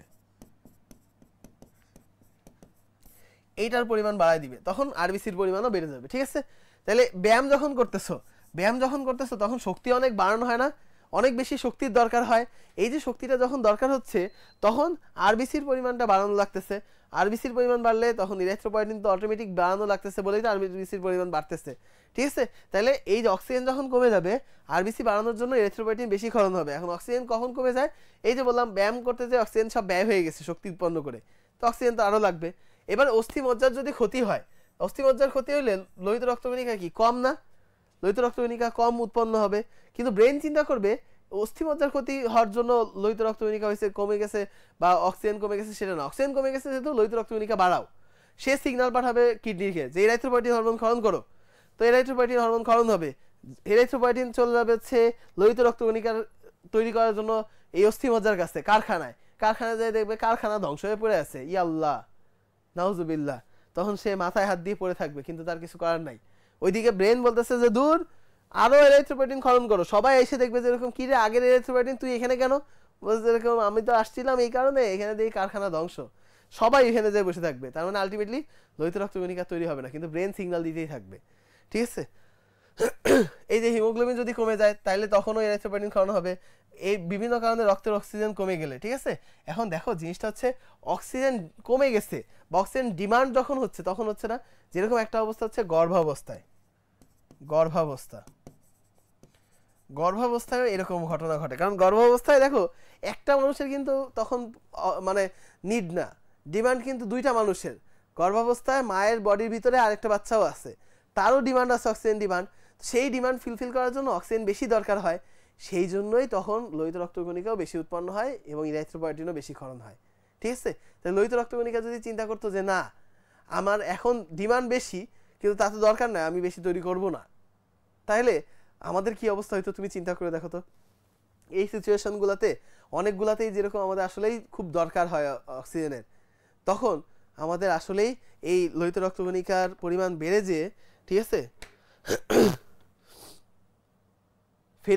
ফেরাসের মধ্যে কিছু ফর্ম আছে, একটা হচ্ছে পরিবহন হয় আয়রন, পরিবাহিত হয়ে যায় যেটা ফর্মে, সঞ্চিত থাকে আয়রন যেই ফর্মে, এগুলাই হচ্ছে ফেরিটিন ট্রান্সফেরিন, এইগুলা বোঝা গেছে, আয়রনেরই বিভিন্ন ফর্ম। তো যেটা বলতেছিলাম দেখো আমাদের ক্ষেত্রেও সেম জিনিস, তুমি এখন চিন্তা করে দেখো, তোমাদের আমি এই জিনিস আগেও বলছি যে দেখো তুমি এখন এইচএসসিতে চলে আসছো, হাই টাইম, মানে তুমি 4 মাস পার করেও ফেলছো, এখন তোমার যে এইচএসসি পড়াটা আসলে যেরকম ওই যে বললাম যে একটা গর্ভাবস্থায় যখন থাকে তখন ডিমান্ড কিন্তু ডাবল থাকে দুইজনে, তাই না? তো তোমার ক্ষেত্রে যদি তুমি চিন্তা করো, তোমার ক্ষেত্রে কিন্তু ডিমান্ড শুধু তোমার জন্য যে এসএসসির পরীক্ষার মতো ছিল অল্প তা না, এখন তোমার সিলেবাস ডাবল বা তারও বেশি, তোমার ডিমান্ডও বেশি জেনারেট করতে হচ্ছে, তাই না? তাহলে তোমার পড়তেও হচ্ছে বেশি। এখন তুমি যদি লোহিত রক্তকণিকা যেরকম সে আরও বেশি ইরিথ্রোপয়েটিন ক্ষরণ করে সে হচ্ছে লোহিত রক্তকণিকা তৈরি করতে পারছে, কিন্তু যদি না করতো তাহলে তো সে কি পারতো, টিকে থাকতো না, গর্ভাবস্থায় বাচ্চাটাও অক্সিজেন পাইতো না। এখন তোমার ক্ষেত্রেও তোমার ডিমান্ড মানে ডিমান্ড যেহেতু বেশি, তোমার ওই অনুযায়ী চেষ্টাও করতে হবে বেশি। তোমার কাছে মনে হবে তুমি ফ্যাটিক হয়ে যাচ্ছ, আর পারতেছি না ভাইয়া, চেষ্টা করতে করতে অনেক পড়া লাগতেছে, এত পড়া ভালো লাগে না, আসলে পড়ালেখা কারোরই ভালো লাগে না, খুব যে মজার জিনিস তা না। তারপর আমরা চেষ্টা করি এই বিভিন্নভাবে প্র্যাকটিক্যালি কিংবা হচ্ছে অ্যানিমেটেড ওয়েতে বিভিন্ন জিনিসপত্র দেখায় দেখায় চেষ্টা করি যেন তোমাদের হচ্ছে পড়াটা একটু এনজয়েবল হয়, একটু এভাবে পড়ানোর চেষ্টা করি। তো তোমাদের কাজটা হচ্ছে অনেক সময় মনে হবে যে এরকম দূর ভাই আর পারতেছি না, কিন্তু ওই মোমেন্টে তুমি যখন ওই মোমেন্টে মনে হবে যে আর পারতেছি না, ওই মোমেন্টে তুমি নিজের গণ্ডির বাইরে যেয়ে যখন একটু চেষ্টা করবা আর একটু পড়বা, তার মানে তুমি তোমার দেয়ালের শেষ প্রান্তে ঠেকে গেছো, ঠেকে যেয়ে তুমি দেয়াল মানে ওই দেয়াল তুমি মানে ভেদ করে তোমার যে বাধা দেয়ালটা আছে ওই দেয়ালটাকে ভেদ করে তুমি যখন একটু বাইরে যাওয়ার চেষ্টা করবা, তুমি যখন সর্বোচ্চ লেভেলের ইফোর্ট দেওয়ার চেষ্টা করবা, তখন দেখবে যেরকম তোমার গ্রোথ হবে। এবং তখন তোমার কাছে আসলে ওই যে একেবারে যেই মোমেন্টে তুমি এটা পারতেছি না ওই মোমেন্টে তুমি কষ্ট করলে, এটা হচ্ছে তোমার মোমেন্ট অফ ট্রুথ। তোমার এই সময়টাই তোমাকে আসলে হেল্প করবে পরবর্তীতে তোমার যে পড়াটা আছে সেটাকে পরবর্তীতে আরও ঝালাই নিতে, ঠিক আছে? আর সেই মানুষগুলাই দেখা যায় যে পরবর্তীতে বিভিন্ন জায়গায় চান্স পায় এবং মানে তথাকথিত সফল হয় আর কি। তথাকথিত কেন বললাম, কারণ আসলে সফল হওয়া মানেই যে তুমি সাকসেসফুল হওয়া মানেই যে তুমি আসলে লাইফে সব কিছু পেয়ে গেছো, এটা কিন্তু না। সাকসেসফুল মানেই কিন্তু সব না, কারণ সাকসেসফুল একজন চোর যদি চুরি করে, সে যদি ধরা না খায়, সে তো তখন সেও সাকসেসফুল চুরি করায়, তাই না? কিন্তু আমরা তো বলতেছি সবসময় কি যোগ্য মানুষ হওয়ার জন্য, যোগ্য মানুষ যে আসলে সাকসেসফুল হবে, শত হবে, তাই না?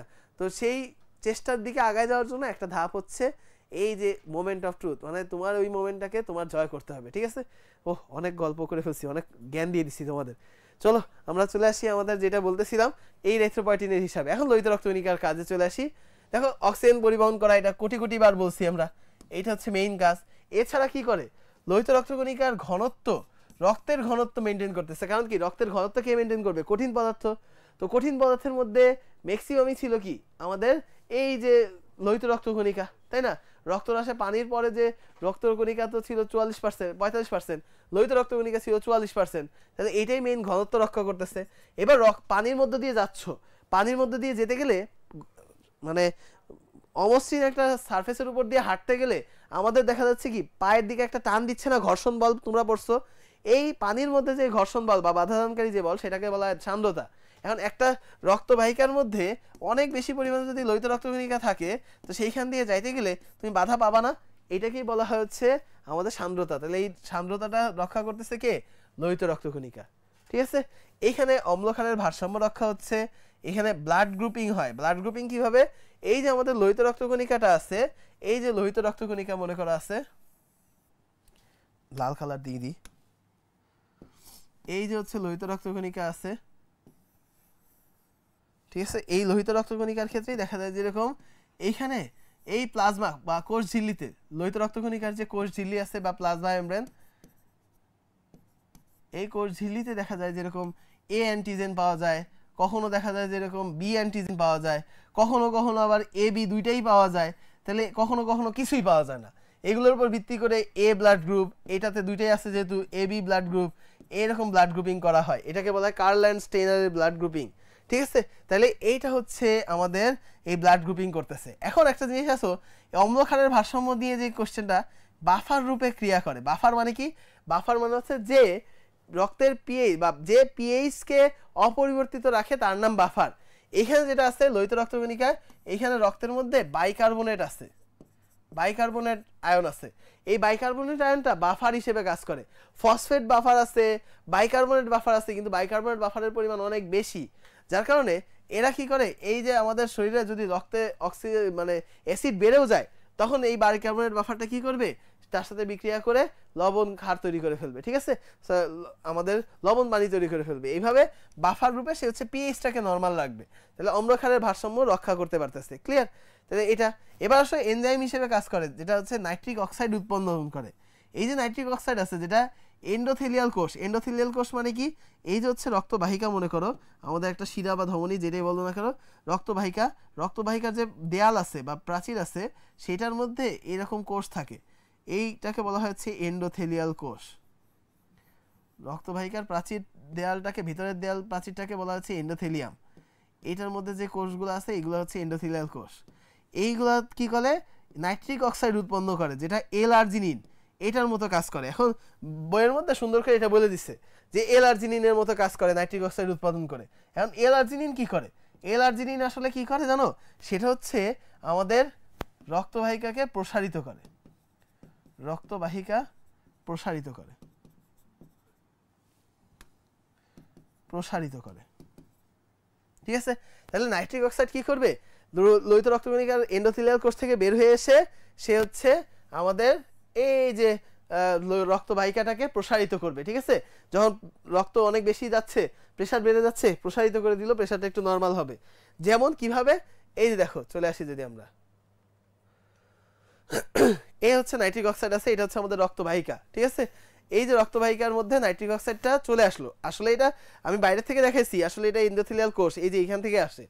তো এইটা এর ভিতরে আসার কারণে যখন কাজ করা শুরু করলো, তখন দেখো এই যে রক্তবাহিকাটা প্রসারিত হয়ে গেল। এইভাবে হচ্ছে নাইট্রিক অক্সাইড লোহিত রক্তকণিকার, এই আমাদের এই লোহিত রক্তকণিকা থেকে এসে, এন্ডোথেলিয়াল কোষ থেকে এসে এখানে কাজ করে সুন্দর করে এই রক্তবাহিকাটাকে প্রসারিত করে দেয়, ঠিক আছে। এরপরে চলে আসো, এছাড়াও আরেকটা আছে, হাইড্রোজেন সালফাইড গ্যাস উৎপন্ন করে লোহিত রক্তকণিকা, যেটা রক্তনালী সংকোচন করায়। হাইড্রোজেন সালফাইড মানে কি, H2S। এই যে এটা দেখো সুন্দর করে এইটাও আসবে, এই যে এসে সুন্দর করে এটা কি লোহিত রক্তকণিকা থেকে এসে এখানে সুন্দর করে জমা মানে কাজ করা শুরু করলো এবং রক্তবাহিকাকে কি করলো, সংকুচিত করে দিল, ঠিক আছে। এইভাবে সংকুচিত করে দিয়ে এরা হচ্ছে রক্তনালীর কাজ, এই ঘটনাগুলো ঘটায়, ঠিক আছে।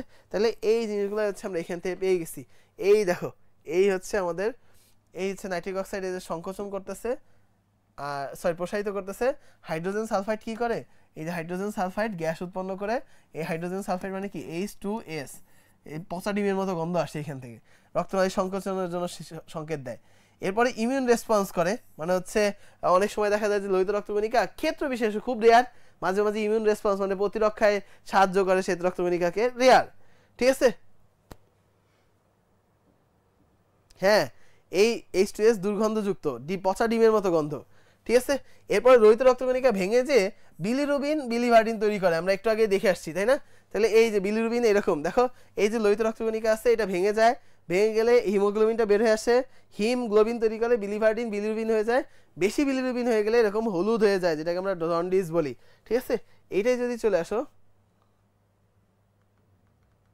এই দেখো, এই যে লোহিত রক্তকণিকাটা আছে, এই লোহিত রক্তকণিকাটা এই দেখো, এই যে ভেঙে গেল, ভেঙে গেলে এই যে হিমোগ্লোবিন বেড়ে চলে আসলো। এই হিমোগ্লোবিনটাই পরবর্তীতে দেখা যাবে যেরকম ভেঙে যাবে আরো, এই যে হিমোগ্লোবিনটাই, এইটা দেখো এই যে ভেঙে গেল, ভেঙে যে এখান থেকে হিম আসবে, এই হিম আর গ্লোবিন আসলো। হিম তো আয়রন, এটা রক্তের মধ্যে চলে যাবে, হিমের মধ্যে আয়রন আছে, রক্তে চলে যাবে, আর গ্লোবিন প্রোটিন সেও রক্তে চলে যাবে। হিমের মধ্যে আর কি ছিল, বিলিভার্ডিন না, সেই বিলিভার্ডিনটা দেখো এই যে চলে আসবে বিলিভার্ডিন, আর বিলিভার্ডিনটা পরবর্তীতে বিলিরুবিনে কনভার্ট হয়ে যাবে। বিলিভার্ডিন হলুদ সবুজ ছিল, বিলিরুবিন হচ্ছে হলুদ, আর এটার কারণে আমাদের কি হয়, জন্ডিস হয়ে যায় বেশি পরিমাণে থাকলে, ঠিক আছে। তাহলে এইটা হচ্ছে আমাদের এইখানকার যে লোহিত রক্তকণিকার কাজ ছিল সেটা, ক্লিয়ার। তাহলে এইটা পেয়ে গেছি, এই কুইজটার অ্যান্সার দাও, এইটার কুইজে অ্যান্সার দিলে আমাদের শেষ হয়ে যাবে। রক্তনালীর সংকোচন ঘটায় নিচের কোনটি, রক্তনালীর সংকোচন ঘটায় নিচের কোনটি,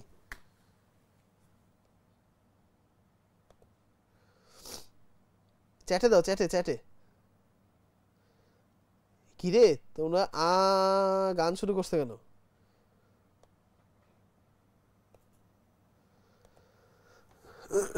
ভেরি গুড, তার মানে হচ্ছে হাইড্রোজেন সালফাইড। পুরো আবার এটা দিয়ে দিও না, এ হচ্ছে আমাদের কারেক্ট অ্যান্সার, ক্লিয়ার। তাহলে দেখো এইবার তোমরা চলে আসো, ইরাইথ্রোপয়েটিন তোমরা পেয়ে গেছো, এই হরমোন কিডনি থেকে ক্ষরণ হয়, বৃক্ক থেকে। প্লাজমার পরিমাণ কত লিটার, 3 লিটার পেয়ে গেছো। বয়স ভেদে লোহিত রক্তকণিকার পরিমাণ পারবা, হিমোগ্লোবিনের গঠন পারবা, প্রতি 100 গ্রামে হিমোগ্লোবিন থাকে 16 গ্রাম, এটাও পারবা ইনশাল্লাহ, তাই না? তাহলে এখন আশা করি পোস্ট অ্যাসেসমেন্ট তোমরা পারবা, ঠিক আছে? তাহলে দেখো আমাদের নতুন মডিউলের প্রথম ক্লাসের প্রথম বায়োলজি ক্লাস এইখানেই শেষ করতেছি। তোমাদের সাথে অনেকদিন পর আবার দেখা হয়ে ভালো লাগলো। এছাড়াও তোমাদের মনে রাখতে হবে তোমাদের সেকেন্ড মডিউলের রাতুল ভাইয়ের কিছু আদর্শ গ্যাস চ্যাপ্টারের উপর কিছু ক্লাস বাকি ছিল, সেই জিনিসগুলোও কিন্তু হবে, ঠিক আছে? ওইখানে রাতুল ভাইয়ের বোধহয় 2-3টা ক্লাস লাগবে, ওইটা এই মডিউলের সাথে এক্সট্রা ওইখানে রাতুল ভাইয়া দেখা দিবে এক্সট্রা ক্লাস নিয়ে, ঠিক আছে? তাহলে আমরা আজকের ক্লাস এখানেই শেষ করতেছি। তোমরা সবাই ভালো থাকো, সুস্থ থাকো, আল্লাহ হাফেজ, আসসালামু আলাইকুম।